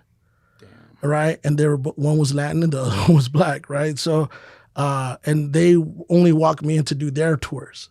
So I booked their tours. I didn't book anybody else's tours. I was thinking like, all right, once I get in the door, I'm going to work everybody else's tours. So a lot of times people ask me like, why don't you book J. Cole? Why don't you book Kendrick Lamar? Why don't you book this person? Like, even if I had the money and I wanted to, that's not feasible. It's not possible. And even whenever you're in a position, for example, when we booked Nipsey Hussle, true story. Okay. I was working with an agent. And the agent that I was working with took a liking to me because I had did a show with her with an artist that had never sold more than 60 tickets in the market. His name's Dave East, right? Shout out Dave East. We did 2 shows with him, one in Houston and one in Dallas, and they both sold out. We did over 700 tickets. So we had given her artist the most successful look that he had ever gotten. So a few months later, Joyner Lucas is touring. And Joyner Lucas, at the time, I had booked his first show ever in Texas in 2016. Damn. 2016, I booked him. A friend of mine tipped me, said, yo, you got to work with this guy. He was not famous. He was not known. I paid him whatever he asked for, brought him out, did a free show, told everybody, yo, come, he's going to blow up. And 50 people showed up. But I didn't care because it established a working relationship. And 2 years later, he goes on the tour. Now he's a big artist. And featured on Eminem shit. And so what happens is Paradigm was representing him, which Paradigm happened to be representing Dave East, who happened to represent Nipsey Hussle. And Joyner's team was like, we want Lorenzo to run it because they knew me from back then. Right. But even within the context of that, they were like, Lorenzo, you got to pay this much. You know what I mean? Like, hey, like, yeah, because you got to think like when Live Nation pays, they don't pay per date, they pay in bulk. Yeah. Like here's $100,000 for the whole run. There you go. we'll pay you then. Whereas with Lorenzo, it's gonna be this much per date. Per day, yeah. So the agent goes, all right, Lorenzo, I got Nipsey Hussle for you. You can have it. I'm gonna be completely honest with you. Live Nation's giving them $32.5 per show, but if you come in at $37.5, you can have both of the Texas shows, right? They basically said if I overpaid $5,000 per date, which is $10,000 total, you can have the dates. So instead of paying him $32,500 per show, I had to pay him $37,500 per show just to get the show. Yeah. Now I already had House of Blues on hold in Dallas and in Houston because I had a good relationship with the agent, the talent buyer at Live Nation in Dallas. Sheesh. And so I'm like, all right, I'm gonna do it. I said, fuck it, let's run it. I tell the House of Blues, hey man, I'm gonna go ahead and get this Nipsey Hussle show going. Is this date good? Is this date good? He hits me back. He's like, oh man, I gotta be honest with you, Lorenzo. Like, if you're gonna bid on it, like I had the dates on hold for you, but if you're gonna do the Nipsey, we're bidding on that too. And because House of Blues is run by Live Nation, Damn. they're like, you're not gonna be able to do it here. And I'm like, damn. They get first dibs on. Well, everything. no, basically they're saying, If you get it, they won't do it. yeah, if you get it, you can't do it here. Right. So I'm like, all right, I'm gonna hit up Gas Monkey, I'm gonna hit up Warehouse Live, I'm trying to find a spot for this place. And finally, I just come to him and I said, look, bro, I'm gonna pay for it. I'm gonna put this much money up on it. I'm overpaying, may I add, per what you guys are giving them for all the dates, but it's worth it for me. Right? I knew what it would mean for my brand and what it meant for me at that time. So I said, let's just do it at House of Blues. You guys are still gonna have it at the rooms. You guys are still gonna keep all the money from parking, for food, all that shit. But I'll take the risk. Jeez. And he went out of his way, and the guy that I work with just put his neck on the line and said, we should do it with him. And they allowed me to do it. But the moral of that story was I had to overpay $10,000 to even get the date. Damn. So they could be like, they could justify like, hey, Live Nation, the reason we're giving it to Lorenzo is because he's paying us more. Yeah. Match it or we're giving it to him. And they didn't want to match it, so I got it. And that proved to be one of the best business decisions I had ever made, even though like towards the tail end I had so much money wrapped up. I ended up, having an investor come in last minute that got what they put in, and then obviously a lot of stuff happened after that. But they took that show, the documentation of that show, the photos from that show live forever for my company now. Right. And it was worth it to me because it established this brand building that nobody will ever recognize. Like I didn't make as much as people think I may have made off it. It did profit. Right. But it was long term. It wasn't even about the money. But it never really is in a lot of cases. It's like, let me show that I can book these dates. Let me say that I can work with these artists. Let me prove to the agency that I'm reliable, that I could deliver on this level. Yeah. And I'm thinking it's going to open up a whole new set of opportunities, and it did, and it didn't. You know what I'm saying? It did and it didn't. But all that to say is like the cosign, going back to it, like I had a lot of people look out for me in that time frame, but I always go back to the people that welcomed me into the agency, because now that COVID happened, a lot of agencies are no longer in business, or some of them are. A lot of agents just said, fuck this. We're not doing this shit no more. It's too unreliable. Damn. You know what I'm saying? So like I see a lot of young talent buyers, a lot of young event curators, and I see them try their hardest to put on shows, and people are like, you should book so-and-so. And I'm just like, if only you knew, man. Yeah. It is not that easy. And even the people that are the most ambitious, because you meet a lot of people locally that have D-boy investors and people that come in and that think that they're just because they got a big bankroll in their hands right now, like, oh, we could do whatever we want to do. Like, it's really harder than people realize. It's about the quality, man, bro. For real. So you just put us onto a lot of game, because I didn't know how a lot of those things work, like behind behind the scenes. No, man, I've wanted to share that for a long time, and I haven't had the opportunity because like I think exclusive. Because I think people think that doing shows is just having money, or I've met a few talent buyers that are like, well, I don't work with agencies, I work with managers. But most artists that don't have an agent representing them are usually artists that lack some infrastructure. Right. Because an agent is basically there to strictly bring you and negotiate shows on your behalf.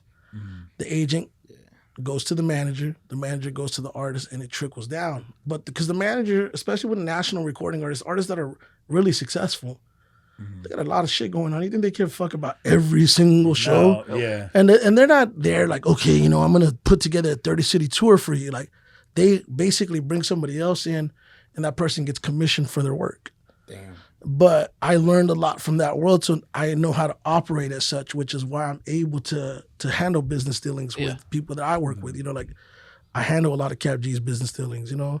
I've done a lot of stuff with Paul. You know what I'm saying? I've worked a lot with, you know, a lot of people. I was just mentioning you guys, I'm working with Flawless Real Talk. Yeah. I'm managing XP Valentine. Like, it's an easy transition because I've understood it. And, like, I think part of you being in this business is learning everything that the business entails, understanding the verbiage, Right. understanding the language. You know, like, game recognizes game. I said, y'all guys have great quality. Yeah. You guys know what y'all are doing with this podcast, right? I recognize that from being a podcaster. Right. Damn. But I also recognize another fellow talent buyer that's out there buying and doing it effectively and efficiently. I can look at a bill right now. I can look at a flyer Right. and be like, they overspent. Yeah. Just because I'm looking at the flyer at first hand, I'm like, they overspent. Or you know, their deficit is this. You know, but it's like I could self-calculate instantly. Yeah. And I'm like, and there's times where I've been tempted to just hit people up, like, you know, I could help you here. Right. Right. You know what I mean? But What stops you from doing that though? Yeah. some people you don't know. You know what I'm saying? Like, nobody wants to hear like, hey, I could help you do this better. Yeah. Some people are like, what the fuck? Who are you? They think I ego know it gets in all. the way. Yeah. Mhm. They think like I know it all. What can you help me? Yeah, with? exactly. And some people don't respect you like that, or some people don't want to respect you like that. It's a lot of like pride. Yeah, A lot of in ego- the industry. egos in the way, Exactly. yeah. You know, because it's like, I feel like a lot of artists and even podcasts, it's like, you know, you do whatever numbers you do, you get an X amount of recognition, the comments, the likes, and it's like, damn, I don't need that help. But I feel like it's kind of like, you know, we still young in the game, so it's like, even with Alex be helping us out with a lot of our stuff. It's like, shout out to the young goat over here. Young goat. Yeah, no, I mean, and also like with ego, it really kills. Like what was that? Once again, Kanye. What was that one thing on the Yeezus tour? Ego preludes the fall. Yeah, exactly. Yeah, it's true because the bigger it's like, the bigger the ego, the bigger the fall. Yeah, because you gotta think about it. Like the bigger the ego you have, it's like it could be a good thing, it could be a bad thing, but ego could take you so far. Yeah. Like, you know what I mean? So I mean, sometimes I get a little egotistical, like, you know, but sometimes you need it because people don't believe in you except for you. Yeah, I mean, and you do have to have self-belief, you know, in everything you do, and no one's gonna believe in you more than you. Yeah.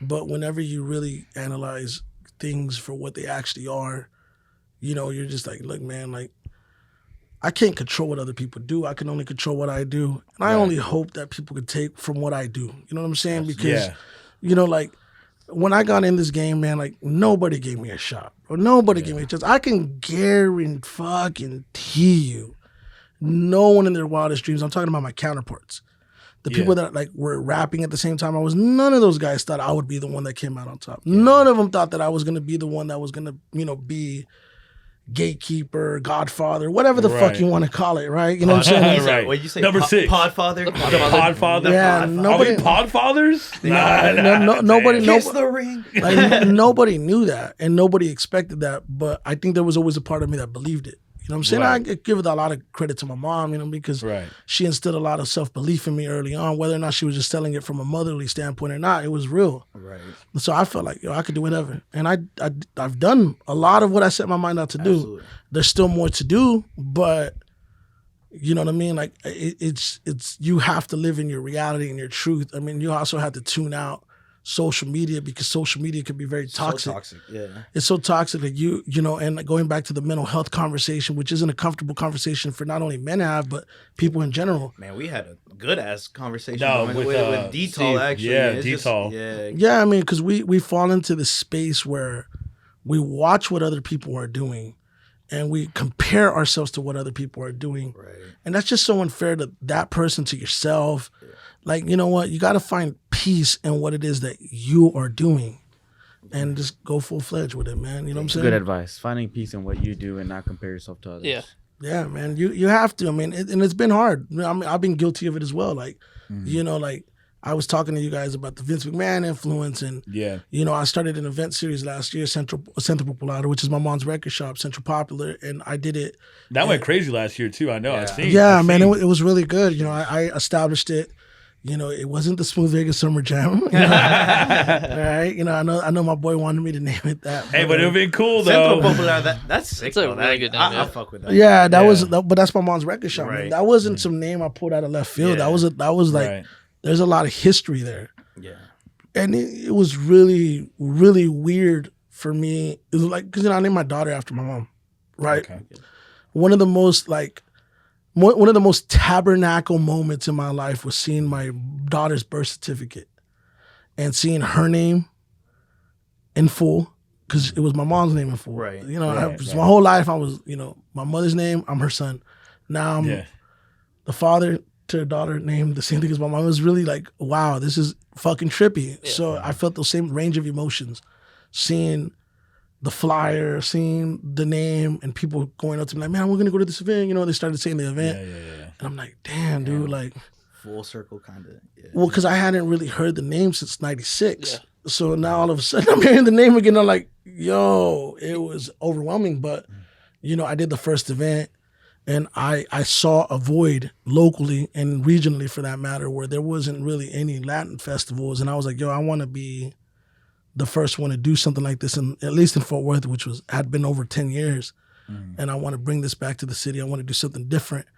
And so I did it. And then I think almost instantly, like probably 2 months into the promotion, 3 months into the promotion, because we didn't run a long promotion.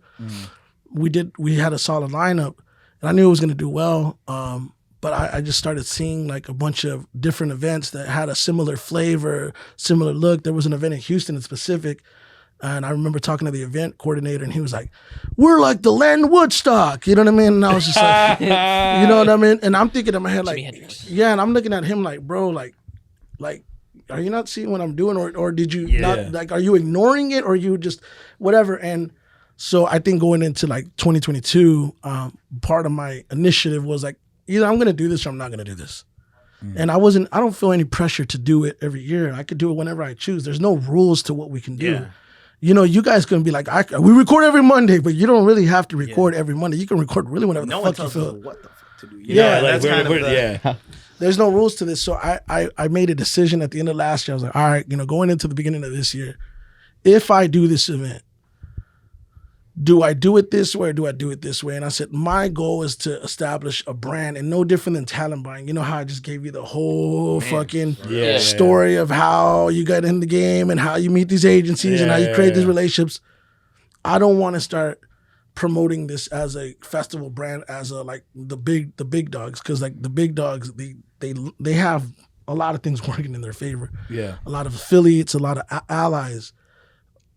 I'm independent. Last year, I had the venue partner with me. This year, it's me, only me. Like, it's 100% independent, 100% self-funded, self-financed. So I have a lot more pride in this year than I did in last year. Off of that alone, but more so because now it's like, okay, I want to focus, if I'm going to do this, on a festival brand. I want to make this a brand. I was very close to booking Snoop Dogg. Snoop Dogg was supposed to be the headliner. Damn. I said, I'm going to book, I'll go balls to the wall. This is it. If I win, I win. If I lose, I lose. But I'm going to go out a legend, swinging. Yeah. And I wanted to book him before the Super Bowl. We had initiated conversations. I got the figures. I got the deposit structure. We were working on the date. They were only available kind of mid-July-ish. And I was like, all right, we're going to do this. And then I'm going to fucking announce it. Then I'm going to run ads during the Super Bowl. Because I knew he was going to headline the Super Bowl. And then something just told me like, and really a lot of the reason why I wanted to book him was because I felt he was going to attract a lot of sponsors. Right. But then I was like, if I book him, you know how much it's going to cost me? A lot. Yeah. Probably what my house is worth. But in the spirit of Vince McMahon, it costs what it costs.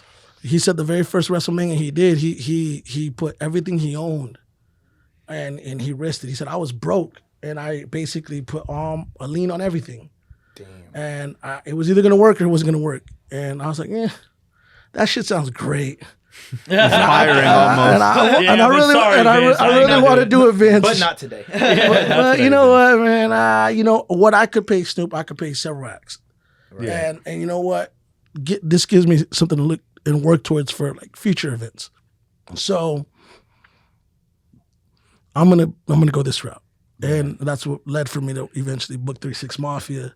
Legends. Yeah. No, man. And it was cool because I don't think anybody saw that coming. Not at all. No, because honestly, I haven't heard 3-6 Mafia like perform in a minute. Yeah. They haven't Like, done the that. verses The was verses was the first time I seen Well, the whole group together. That was actually Yeah. that's where the seed got planted, right? Because I was like, I should book both of them, right? And it would have probably came out less than Snoop.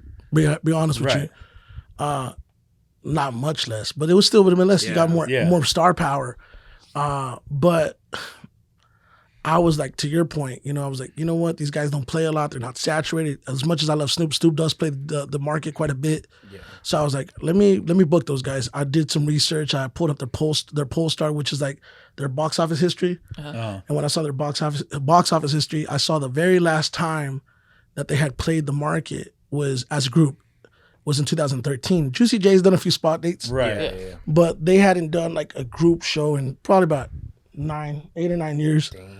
So I saw an opportunity there, and so I booked them. So then I was gonna book Currency. I was gonna, all right, I'm gonna book Currency. He's gonna be That would be. No, that was like for sure. I was gonna do it. Like nobody was gonna change my mind. I'm gonna do Currency. I'm gonna go ahead and make this happen. It'll be 3-6 Currency, and it could be me, you, and him, and we'll fill out the bill. It doesn't matter. You know what I'm saying? Hey, Came down.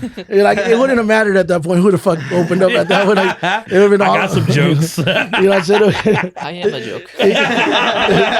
It could have been us, but no. I was gonna do it, and then something just occurred to me. I was like, you know what? I'm gonna try to shoot for Chamillionaire, right? Yeah. And the last Chamillionaire show that he had ever did as a solo artist was in 2015, which was me, and that was the last solo show he had ever did. And I had probably put in over 15 inquiries over the last 7 years to try to book him again, and he just ignored all of them. So, but I never gave up on him. Yeah. And I just rolled the dice and I put in the inquiry, and I was like, all right, whatever, enter, send it. Didn't think I was gonna hear back, and he replied. Damn. And then I then probably within a week he agreed, and then I was like, all right, well, this is where I'm gonna go. And I ended up doing that. And the feedback that we've gotten just on him, because now you have 3-6 Mafia, who doesn't play a lot. Yeah. And you have Chamillionaire, who was telling people at the Houston Rodeo backstage that August 6th will be his final show ever, which whether or not that's true or not, TBD, right? Damn. Yeah. But this is what he's telling people, and it's getting repeated to me like, yo, he's telling people this is his last show. Oh, shit. I partially believe him because it took this long for him to agree to do another show. Right. I'm like, wow. And he's meant so much to my career in terms of influence. Mm-hmm. Yeah, man. I mean, like I said, these are two artists that just don't play the market as much. Yeah. That's what I want to go with. And now that's where we're at. Yeah. And so, part of the reason why I'm here today is because I wanted to talk about that, because I want to talk about, like, we talk about the journey and everything, like, not to be cliche, but all those sacrifices over the years, all the things I did over the years, it led me to be able to get to a point to where I could do this self-funded, self-financed. And, you got to remember, from last year to this year, we're increasing the budget times 4. This is a 6-figure event. This isn't like this is... Is it gonna be outside again? Is it gonna be at the same venue? It's gonna be outside, but hey, we outside. We outside. I'll get y'all tickets, but goddamn, bro, you gotta understand, like, when you're betting that much on yourself, like, there's like, it hasn't been pleasant as of late, like, we did tremendous in the first week, which has only been a week as of yesterday, but we got 5 months to go, and I'm looking at it like, fuck, we got to do X, Y, Z to get there. Yeah. But it gives me something to look forward to. It gives me something to wake up for. It gives me something to be motivated to do. Yeah. But it's still... Yeah, man. It's still like an event. Like you were saying, like, this is all on you. And, like, you've been in the game. Yeah, X amount. I'm calling in on favors. I'm like, all right, I know we ain't talked in 8 years, but hey, share the flyer, motherfucker. That's saying, you banking on me. Yeah, man, but it's refreshing. When I saw like you post 3-6 Mafia, I'm like, man, I don't even know the last time I've seen like 3-6 Mafia together. And like 3-6 Mafia, like middle school was like really heavy on me. Yeah, for sure. I mean, and that's the thing. Like me being 37, like I'm identifying with my generation of music. Furthermore, I'm also looking at it from the perspective of me as a promoter, the evolution of me as a promoter. I'm looking at my city and the fact that, you know, as much as I got love for Dallas and I've learned to grow that admiration for Dallas, I'm from Fort Worth. I'm born and raised in Fort Worth, and we talk about there's never really been a Mexican that's done this in these areas, whatever, bro. It doesn't even matter. Right. But in Fort Worth, there's nothing going on like this at all. No.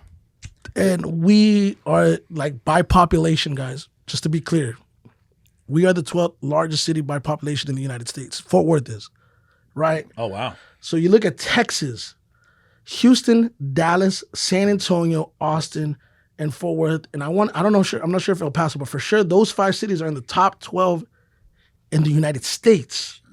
There's only maybe 7 cities that are more populated than those 5 cities. Yeah.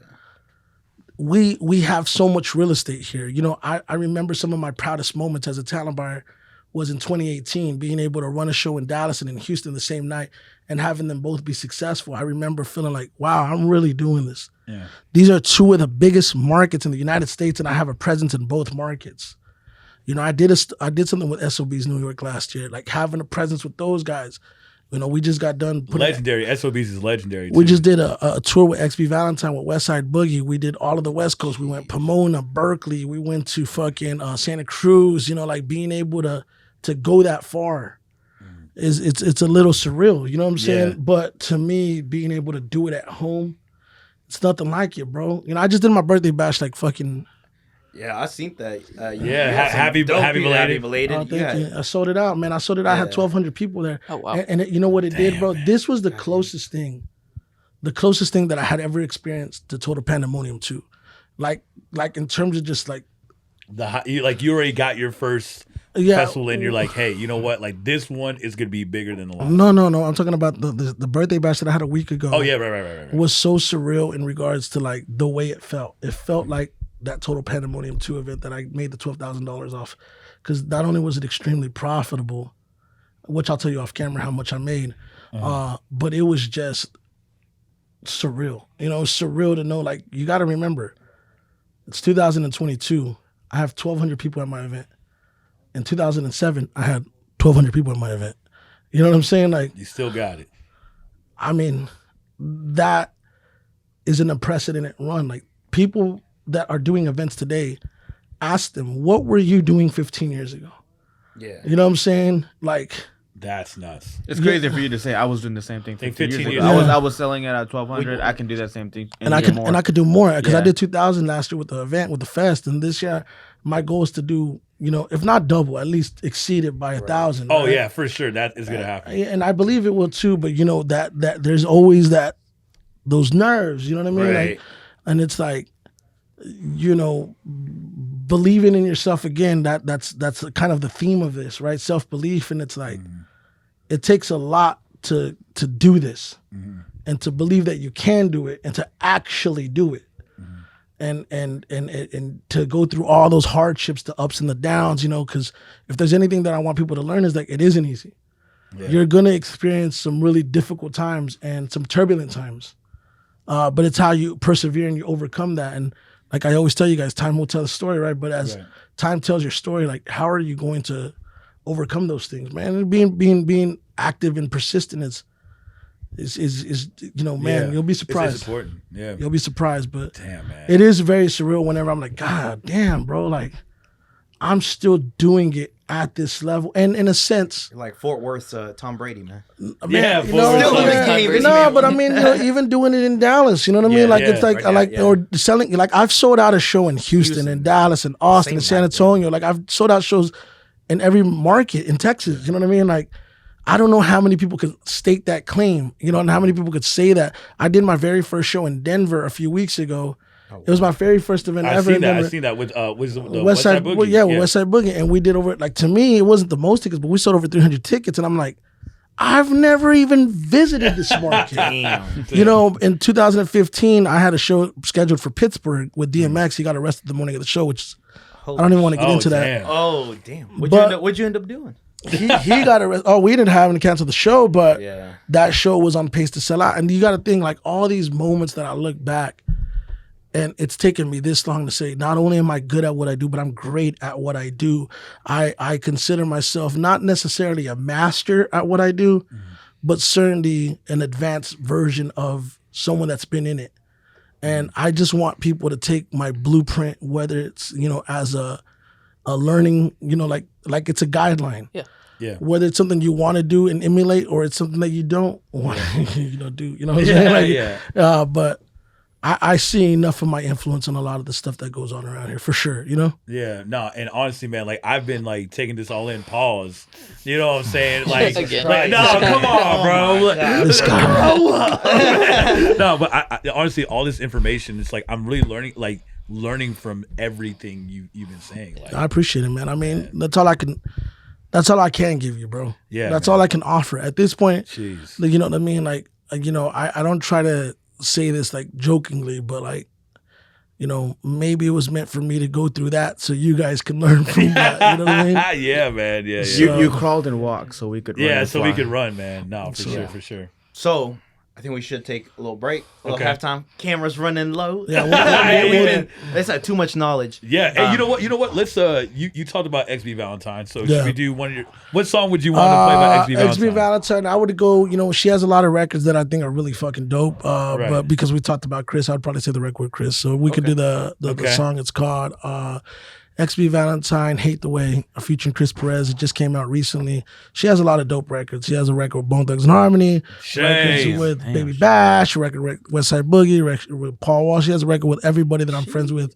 And she's extremely talented. She's a Latina from Texas, 24 years old. Oh, actually 25 now, I think. I don't even know how old she is. Super talented. But y'all check her out. All right, cool. XB. We're back. All right, cool. We'll do like a little... Okay, cool. Yeah, my bad. We talking too much. No, man, These this is cameras are knowledge. smoking. Hey. Like, They're like, damn, no, game. this is game, bro. Like, let me tell you, bro. Like, I love talking like this because it's like I wouldn't say really a creative. You know what I'm saying? For like since like maybe like 20. No, I mean, I've seen what y'all got 2014. going. Like, I see. Yeah. No, Function's lit, but it's very hot. Yeah. No, we really fuck with Fort Worth, man. Showing us love, man. Yeah, man, I really fuck with, and it's crazy because a lot of the Fort Worth artists, man, and I've been saying this for a little bit, they're way more like talented. If you ask me, bro. Save it for the camera. Nah. Oh, we rolling. We're already live. No. Oh man, do not edit this. But I can't let my Dallas homies know that. But if I'm being real, like I don't think before we get talented. this, More close knit. Because you got to think about it. Because Fort Worth is the stepchild. It's the redheaded stepchild in Texas. Period. You talk about. You know what I compare Fort Worth to? Somebody actually told me this in 2008, 2009. Yeah. They told me the thing with Fort Worth to Dallas is what Jersey is to New York. We're the city across the bridge. Damn. So that was a pretty accurate analogy, a pretty accurate assessment on. Learn your place. I'm just kidding. I'm like looking down on Jersey right now. No, man. But it's true. But Fort Worth has so many people. Like we know a lot of Fort Worth people. Like Greenhouse. Like Space. We know Avery Burke. I know Avery. She's Avery's dope. as She's fuck. dope as fuck. She's gonna blow up, man. Yeah, for sure. Me and Avery actually, she was an artist that we spoke about possibly working together, like on a management level. Right. I met with her parents. It didn't work out, but I believe in Avery's talent. I know that she's super, super good. But I think in Fort Worth, Sweet girl too, humble. Yeah, for sure. I think with Fort Worth, what you look at with Fort Worth is because we are the city across the bridge, we are naturally more self-sufficient. Yeah. And what I mean by self-sufficient is like we have to work really hard to get recognized. And as a result of that, what people don't realize is like at one point I was able to pull numbers from Dallas. I was able to pull numbers from some of the artists that were doing a lot in the area, and you would compare it like head to head, whether it was Yellow Beezy, Trap Boy Freddy, or whoever that was coming out of Dallas at the time. Bobby Sessions, Young Bobby. OG, whoever was doing whatever on the Latin side and just in general. And then you would take some of the guys in Fort Worth like Go Yayo and Spud Boom and you know what I'm saying, Little Ronnie, Bugatti Casino. You looked at, Young Blackster, some of the guys out there, and and you started realizing like, man, Lou Charles, these numbers are head to head. Immortal Soldiers, like the numbers head to head, like in most cases, like the Fort Worth artists were actually producing a higher volume of numbers. No, yeah. But nobody knows it because we kind of like, you got to remember, man, like people misinterpret. Remember, I always tell you what does success mean to you? How do you define success? That's based on interpretation. It's subjective. How can I word this to you guys? Like, not everybody has the goal and the intent to be famous.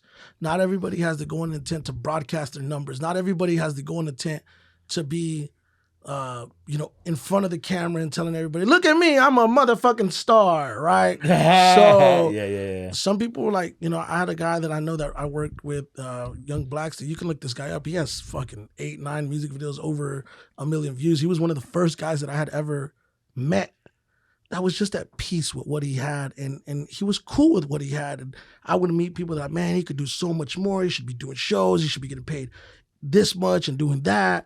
But one day I sat down with him in his room, and he was like, yeah, man, here's my TuneCore. And his TuneCore had about $15,000 in there, right? Yeah. Which at the time, believe it or not, was probably the most I had ever seen an independent artist have in their account. Mm-hmm. And he's like, yeah, man, my YouTube views are doing good. And I'm straight. Like, I don't want to be out in public. I don't want to be bothered by people or be freakishly famous and, get harassed when I'm in public and watch over my shoulder. Like, some people don't care for that. Yeah. Some people just want to fucking create, you know what I'm saying? And they don't want the extra baggage of what it is to be a celebrity. Think about how uncomfortable it is to be a celebrity, how uncomfortable it is to be someone of the ilk of Michael Jackson or Eminem. Like, Crooked Eye shared a story with me on my podcast whenever I was doing the audio only version. And he said that he told me a story of when Eminem went to Colorado and he went skiing. And he said that he walked into a Walmart and he had a ski mask on, like the mask with the big ass goggles. And he was able to comfortably walk through the whole entire Walmart, buy his groceries and all his necessities, checked out, unbothered. Nobody knew who he was, went in, went out. And he said that was the first time that he had ever been in a fucking Walmart in over 20 years. Damn. You know what I'm saying? Think about that. Like, imagine. Like, you're out of touch with reality. Imagine that level of celebrity, bro. Like, it's uncomfortable. Even for me on a local level, I've been in public restaurants, at drive-thrus, at elementary schools with my kids, you know what I'm saying? And they'll go to my kids. I think one of the most uncomfortable moments for me was somebody went up to my kid like, oh my gosh, Maria, because they saw her online. And like, I was so uncomfortable by it that it made me go, weird. You know what? Like, maybe, just maybe, I need to stop posting about her as much now. Right. Because you don't know. That is weird. Yeah, there's sickos in this world, bro. Yeah. They don't mean no harm by it sometimes, but people feel they know you when they see you so much. And I'm a firm believer, and I believe in the whole idea of like, you don't know me, but you got to get to know me. You're subject to public opinion whenever you become public and you post publicly. You know what I'm saying? So if you're not prepared for what comes with being public, don't be public. You know what I'm saying? Like, and in that sense, like, bro, like, I'm very, and I don't say this arrogantly, I say this confidently, I'm very polarizing. Okay. In the sense that you either really like me or you really don't like me. And most people that don't like me, I'll create the counter argument. My rebuttal has always been like, do you know me? Like, have you ever had a conversation with me? Yeah. Have you ever really had any like business dealings with me? And how much of it is influenced by what other people say, and what are the facts behind what that person said? And did you only hear that person's side of the story? If all those are no, then I don't really feel you don't like me. I feel like you don't like what I do or what I represent or how I'm doing it. And being a self-promoter is very difficult, guys, because whenever you're out putting yourself out in front of the world, public, you're not, my job is to sell you on what I'm doing, right? And that's just part of being a salesman, being a promoter, and it's not comfortable because sometimes you're constantly in people's faces, and people that like you grow up with, the people that may know you are constantly reminded that you're doing something that they're not doing, which is pursuing your dream. A lot of people get stuck being just in the hamster wheel of what the world wants you to be. And when you're ballsy enough to just do it, some people are going to support it because they live through people like you. They see people like you and like, man, that's inspiring. You make me want to do this. Right. Yeah. There's also people that are like, fuck that guy. Oh yeah. He's a cocky motherfucker. Yeah. Yeah. But I'm like, yo, how can you really say that? You know what I mean? Like, you don't know me, man. Like, you really don't. Like, last I checked, I've done an annual toy drive and I've raised toys for the fucking orphanage and for families in need for the past 12, 13 years. That's so you know what I'm saying? Like, I'm year round, I'm talking to high schools and middle schools and elementary schools doing career day. I recently talked to a university at TCU, 120, what I think it was like 200, my bad, it was like 190 students.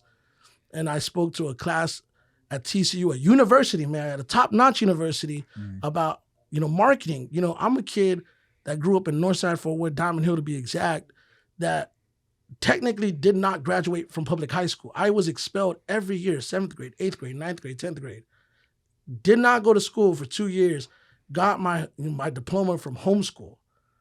Was told by teachers, why are you even here, right? We all know you're going to drop out. We all know you're not going to finish high school. Why are you wasting your time? Not you know, you think about that at that age, it's like it fucks with you. Yeah, like what the fuck? That's not encouraging words, motherfucker. Right? You're supposed to be a teacher. This is where my tax dollars are going. I want it back. But I was that, and for me to be that, when you had people that were in the yearbook most likely to succeed, you know, the fucking valedictorian, whatever role they had. Why is it that I'm the one talking to the universities and not them? Right. And look at you now, bro. Inspiring. Man, I see some of these guys that I grew up with and I love them to death, man, because they come from where I come from.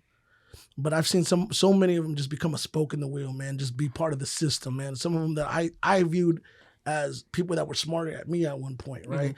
Like, man, dude, you know, like I'll be talking to them like, yeah, I mean, you know, I'm working a regular job, and I don't look down on people that work a regular job, but they're like, yeah, I mean, I'm making, you know, $14, $15, $16 an hour. I'm like, man, you should be making $40, $50, $60 an hour. You're smarter than you even realize, but I have a different mentality. You know what I'm saying? Right. So it's unique, you know, but all that to say, like, I was that guy, you know what I'm saying? Yeah. And that might be like, some people might resent it, bro. I don't know. Like I sometimes I think I'm like, man, I'll be looking at my shares on Facebook, and as a promoter, I observe everything because I want to study consumers. I want to study people. I want to be able to be one of the people, right? Because in order for people to stand for you, you have to stand for the people. Yeah. Right. And I'm really looking, I'm like, damn, don't none of my classmates share my shit. Don't none of my family share my shit. Don't none of my cousins share my shit. Like, it's the people you don't even know, bro, that be doing it, bro. Man, my dad, true story, did not tell me he was proud of me growing up. I don't remember the last time he told me he was proud of me, and I started vocalizing it. And like in 2017, out of nowhere, he calls me and he tells me he's proud of me. And I hang up and I cry like a little bitch because I wasn't emotionally prepared for it. Mm-hmm. Yeah. Because it's like, I don't hear that from my family. And that's weird. And I don't know if that's like a Mexican thing. Like, I think it's definitely a Latino household thing. Yeah. This has been a conversation with Mom, Dad, I know you ain't watching. I know you ain't watching. But I feel you on that, because like a lot of people like who hate on you are like, oh, like you like now I have like high school classmates hit me up like, oh, you're hosting for Paul Wall and Slim Thug and blah blah blah. I'm like, yeah, but you got to buy a ticket. No, but you know what? The average person doesn't know how that works. But, you know, to your credit, you know, congratulations on that. Because what people don't realize is that it takes work to get to that point. Yeah. And when people start seeing you being matched up with a Paul Wall or Slim Thug or whoever for that matter, they're like, wow, like you're really doing what you set your mind out to do. Exactly. And, you know, that's either going to create a support system or it's going to create a system of people that are like, oh, he thinks he's all that now. Yeah. Yeah. But you know what? At the end of the day, it's like, bro, you're not trying to hurt anybody. Yeah. All you're trying to do is trying to pursue your dream and find fulfillment within what you're trying to do. Exactly. And it's like, this is so rewarding to know that I started this out and it was in his kitchen and your bathroom and your bedroom and your fucking laundry room. I don't know about the bedroom. You know he's been talking kind of freaky the whole show. Out of pocket. I need to call her. You know what I'm saying? I'm saying that wherever it started to know, like you got to that point, you know, that represents progression. Yeah. And any form of progression is still progression. Yes, sir. And so I applaud you for that. I applaud you for what you guys are doing on the hosting side and what you're doing the DJ gig. That shit's big, Man, bro. I Like appreciate it, man. that shit is big because what people don't realize is that it takes courage to be great. It takes courage to go out and do something that nobody else is attempting to do. And most people spend most of their lives thinking of ideas and saying, one day I want to do this. One day I want to do that. One day I'm going to do this, and never do it. Yeah. Because we go back to time. Yeah. It's not promised. You know what I'm Yeah. saying? Exactly. Like, I swear there's so many people I grew up with that I'm like, that guy is going to be the best basketball player to ever live. That guy is going to be the best baseball player to ever live. He's going to be the best rapper ever. Yeah. And none of them have it in them. And that's whenever you realize, you know, the want is something you just cannot teach, bro. You know what I'm saying? Why do people not make it in this world? There's two reasons, my theory. They don't try. Well, yeah and no, right? Right. Two reasons. Lack of initiative, lack of knowledge. But the lack of knowledge stems from the lack of initiative to learn the things necessary to get further. Right. Initiative, the gift of initiative is so valuable, man. It is so important. If you just take initiative, god damn, you'll be surprised what you can accomplish. Yeah. But you have to go after. We complicate shit in this world, Yeah. right? Like if our car breaks down, what do we do? Yeah. I don't know. My car broke down. You go to the fucking mechanic. That's what you do, Damn it. right? If you try to fix it on your own, Yeah. you may be able to fix it on your own, but it might take you a little bit longer. No different than if you decide, you know what, I want to build a house. Right. You might actually be able to build a house by yourself. It's gonna take forever. Though. It'll take forever. Yeah. But if you do it together collectively, or you bring the right people in, you'll be surprised. The results might be faster. It might be more efficient. It might be more effective. People complicate their journeys and their processes by trying to do everything on their own when they can do stuff like, we don't need to complicate it. Right. If you have a problem with somebody, call them. Communicate. Absolutely. Find a resolution. If Right. there's not a resolution, Move on. move on. Yeah. Why are we mad at each other? Why Yeah. are we angry at each other? Is it that worth it to be upset at each other? You know what I'm saying? If Yeah. you and your girlfriend are having a problem, why do we complicate it? Yeah. We stare at the problem versus trying to find the solution. We complicate it, man. Yeah, If you man. miss somebody, why aren't we telling them that we miss them? I'm gonna call her right now. You know what I'm saying? Yeah. Down. No, you know what? I'm Play gonna do Marvin's it. Room. No, but no, real Yeah. shit, bro. Yeah, because again, time. We don't Yeah. have that much time, man. Time is temporary, man. Now that kind of transitions into my last question. Oh, for the you, Barbara 'cause Walters we kinda, question. you're bringing a lot of good point of views into this interview, No, for man. sure, bro. And like you're killing it in every perspective and every field that you I'm do, in my right? zone. You're in your zone, exactly. Yeah. And I just want to know, like, what's next for you? Because you're certainly killing it right now. What's next? You know, I don't know what's next. You know what I'm saying? I don't, because I got into promoting. Y'all know the story now. Yeah. And my whole entire life changed by getting into doing live events. And it's something that I never want to stop being part of. I never want to stop doing that Right. because it brings so much joy and fulfillment. Has it brought pain and hurt? For sure. Has it brought, hardships? For sure. But I wouldn't trade it for anything in the world because it's made me who I am. It's taught me how to handle situations, and I want to continue to pay it forward, to pave the way, to give people opportunities and looks that they would have never got otherwise. Some people that have actually come up to me and made me feel as if I've changed their lives by giving them a gig or providing them with the moment in the concert moment that they share with their families that they can live for the rest You of their may lives have with. though. Yeah. No, Yeah. and honestly, you're right. Yeah. This shit is absolutely, man. crazy, bro. I've had artists that, realistically have really I've changed the course of their careers. And so I want to continue to do that. In terms of technology, I don't know what the future holds. We were very close with, this event coming up on August 6th.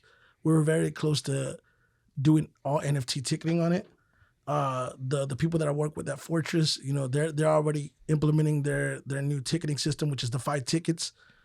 They got a show on sale right now with Gucci Mane, another show on sale with Lupe Fiasco. I'm not part of those shows, but I encourage. Shout out Lupe, I'm going to that show. Yeah, I encourage everybody to at least support those events. Those are really, really dope events that they're doing and they're putting on in the city in Fort Worth. But they're 100% NFT ticketing.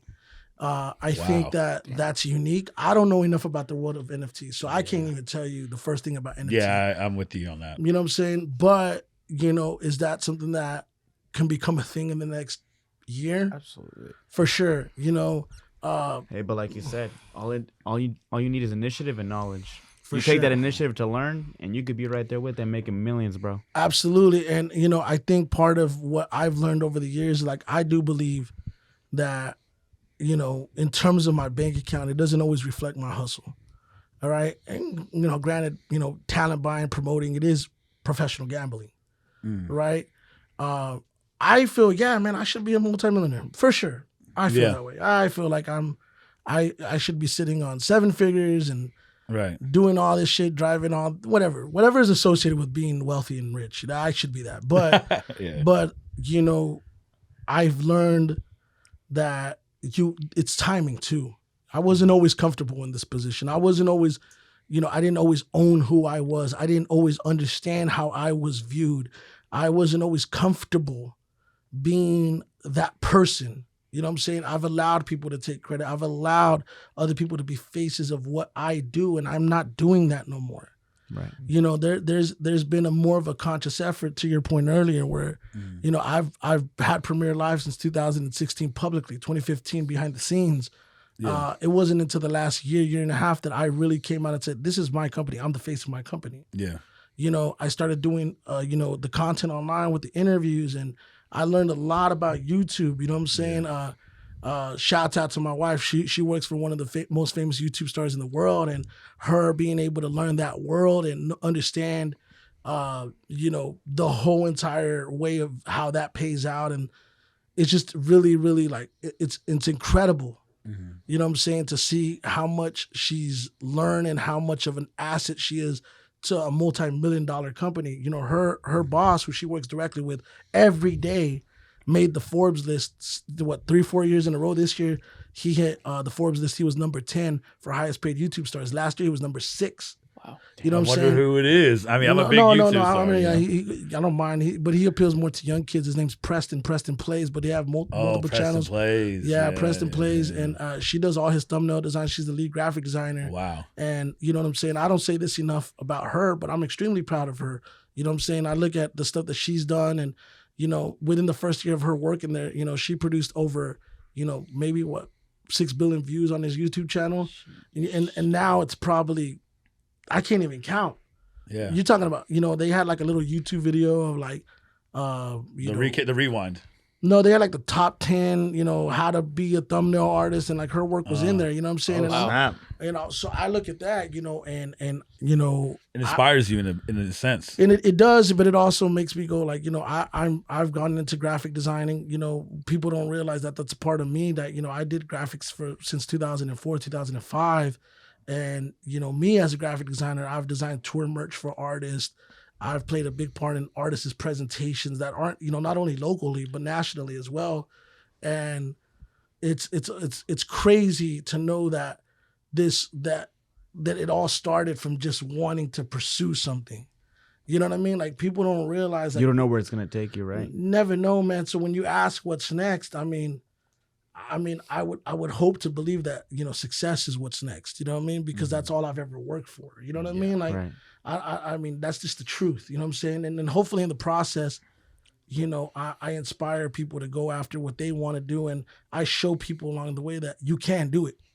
You can do it on your own. Somebody might watch this interview and it might change their whole entire perspective about talent buying. And they might realize, like, now I understand the process of how to book a talent, why it's impossible for me to get a hold of certain talents. But if you just take that initiative, you'll be surprised. One day you might end up in the Hall of Fame. You know what I mean? Hey, man. Sheesh. Let me tell you something, bro. It's been a pleasure, a fucking pleasure to have you bless the mic here and give us like all these gems and everything, man. So much knowledge. I learned a lot, bro, for real, man. Experience. And honestly, bro, thank you so much for even coming on, bro. Even considering us, Smoothvega, man. man, for real. Smoothvega, bro. You a real one, man. Smoothvega, one word. One word. Hey, So if y'all fucking make it double words on YouTube. No I space. was like, no Vega. space. Okay, calm. Yeah, All together. I'll make sure when I make the graphic when I get back. I'm gonna make sure I got you. I appreciate you guys, man. man. I appreciate you, man. It was August 6th. Yeah, August 6th, we got Central Popular, Centro Popular. That's going to be in Fort Worth, Wild Acre Live. You can get tickets down at centralpopular.com. We have 3-6 Mafia coming in there. Cap G's going to be there as well. Flawless That's Real amazing. Talk. Little Flip and Tum Tum, they're on. Tom. Jeez. Jeez. My man GT Garza, you know what I'm saying? And we got a handful of local artists that I just felt these guys, Juice That's Leroy. Lou Charles on there? No, it's actually Juice Leroy, Best Show in Town, and Damon Rogers. These are 3 guys, and I'm telling you right now, man, I'm not just selling these guys. These are 3 guys from the area that I've been working very hard for a very long time, that don't always get the looks, that don't always get the recognition, that don't always get the rub. Me being a pro wrestling fan, I want to help put these guys over. Right. And they haven't had those looks in terms of like big shows. And I feel for me, I remember being the artist that wasn't getting those looks. Nothing against other talents. There's a lot of talents that are out here, man. Like I can tell you right now, a few talents that I think that are incredible. Talents like Tears, right? Yeah, talents Tears like, is very. She's dope. You know what I'm saying? Obviously Bias, XP Valentine, Avery Burke. You have Avery's super you know what I'm saying? You have Emma Oliver is one of my favorites. Emma, You know what I'm yeah. saying? Like there's so much talent across Dallas Fort Worth. Ravs is one of my favorites, and I hope to work a little bit more closely and exclusive with Ravs this year. But these artists that are out here that are just busting their ass, and a lot of them get looks, a lot of them don't get looks. You know what I'm saying? Like, so when I'm looking at these artists that I'm really weighing in and saying who deserves that. I've given a lot of looks to artists, and those artists that I work with, I mean, nothing against them. I still believe in them. But I can't put these artists on every single bill. Yeah. So, these guys right here, to me, it represents, giving somebody a shot that normally may have not got that shot. So, that's important to me to have that local presence there. But outside of that, I have a show in May in Dallas at Trees with PNB Rock. Oh, nice. I see you just announced that one not too long ago. Yeah, about a week ago. And then I have... there's several dates that'll probably pop up. You know what I'm saying? Yeah. There's several dates that pop up. So just stay tuned. Follow his. We're gonna put his Instagram handle down below. Smoothvega. Man, Smoothvega. Man. Right yeah, right, somewhere around here. But Yonder. man, Smoothvega, man. I'm in awe by all this knowledge. Yeah. Bro, blessed. Yeah, like my biggest takeaway is like the way you vertically integrated yourself. From being an artist all the way up to promoting, learning the industry. It's just like. Amazing. Yeah. Amazing story. You never want to be what did they say? A jack of all trades. Yeah. And a master of none. Yeah. You never want to be that, but I think in order to really go to that next step, you have to understand every aspect of the music industry. And you guys will be surprised, from Paul Rosenberg to Diddy to Jermaine Dupri. Yeah. All these guys at one point were promoters. Yeah. And they were all like, party promoters or event promoters or club promoters. Yeah. And a lot of them built their relationships and resources from being in that world and understanding the language, the verbiage, and meeting certain people this way. Because money motivates, and money is one of the easiest way to create a relationship. Right. And so I feel it's just important to understand that world, to be able to be more knowledgeable, to offer more. You know what I'm saying? Yeah, for sure. Damn. My Thank guy. you so much, man. You guys. I appreciate it. This has been a banger of an episode. You know what I'm saying? Catch Hey, Smoothvega on all. Hey, come on, bro. You know what I'm saying? But The whole episode. Down bad. 7 hours later. But Smoothvega, man, appreciate it. Catch him on all socials. You don't want to miss August 6th. We're out there, bro. For sure. All right. Till next time, y'all. We're out of here, and peace.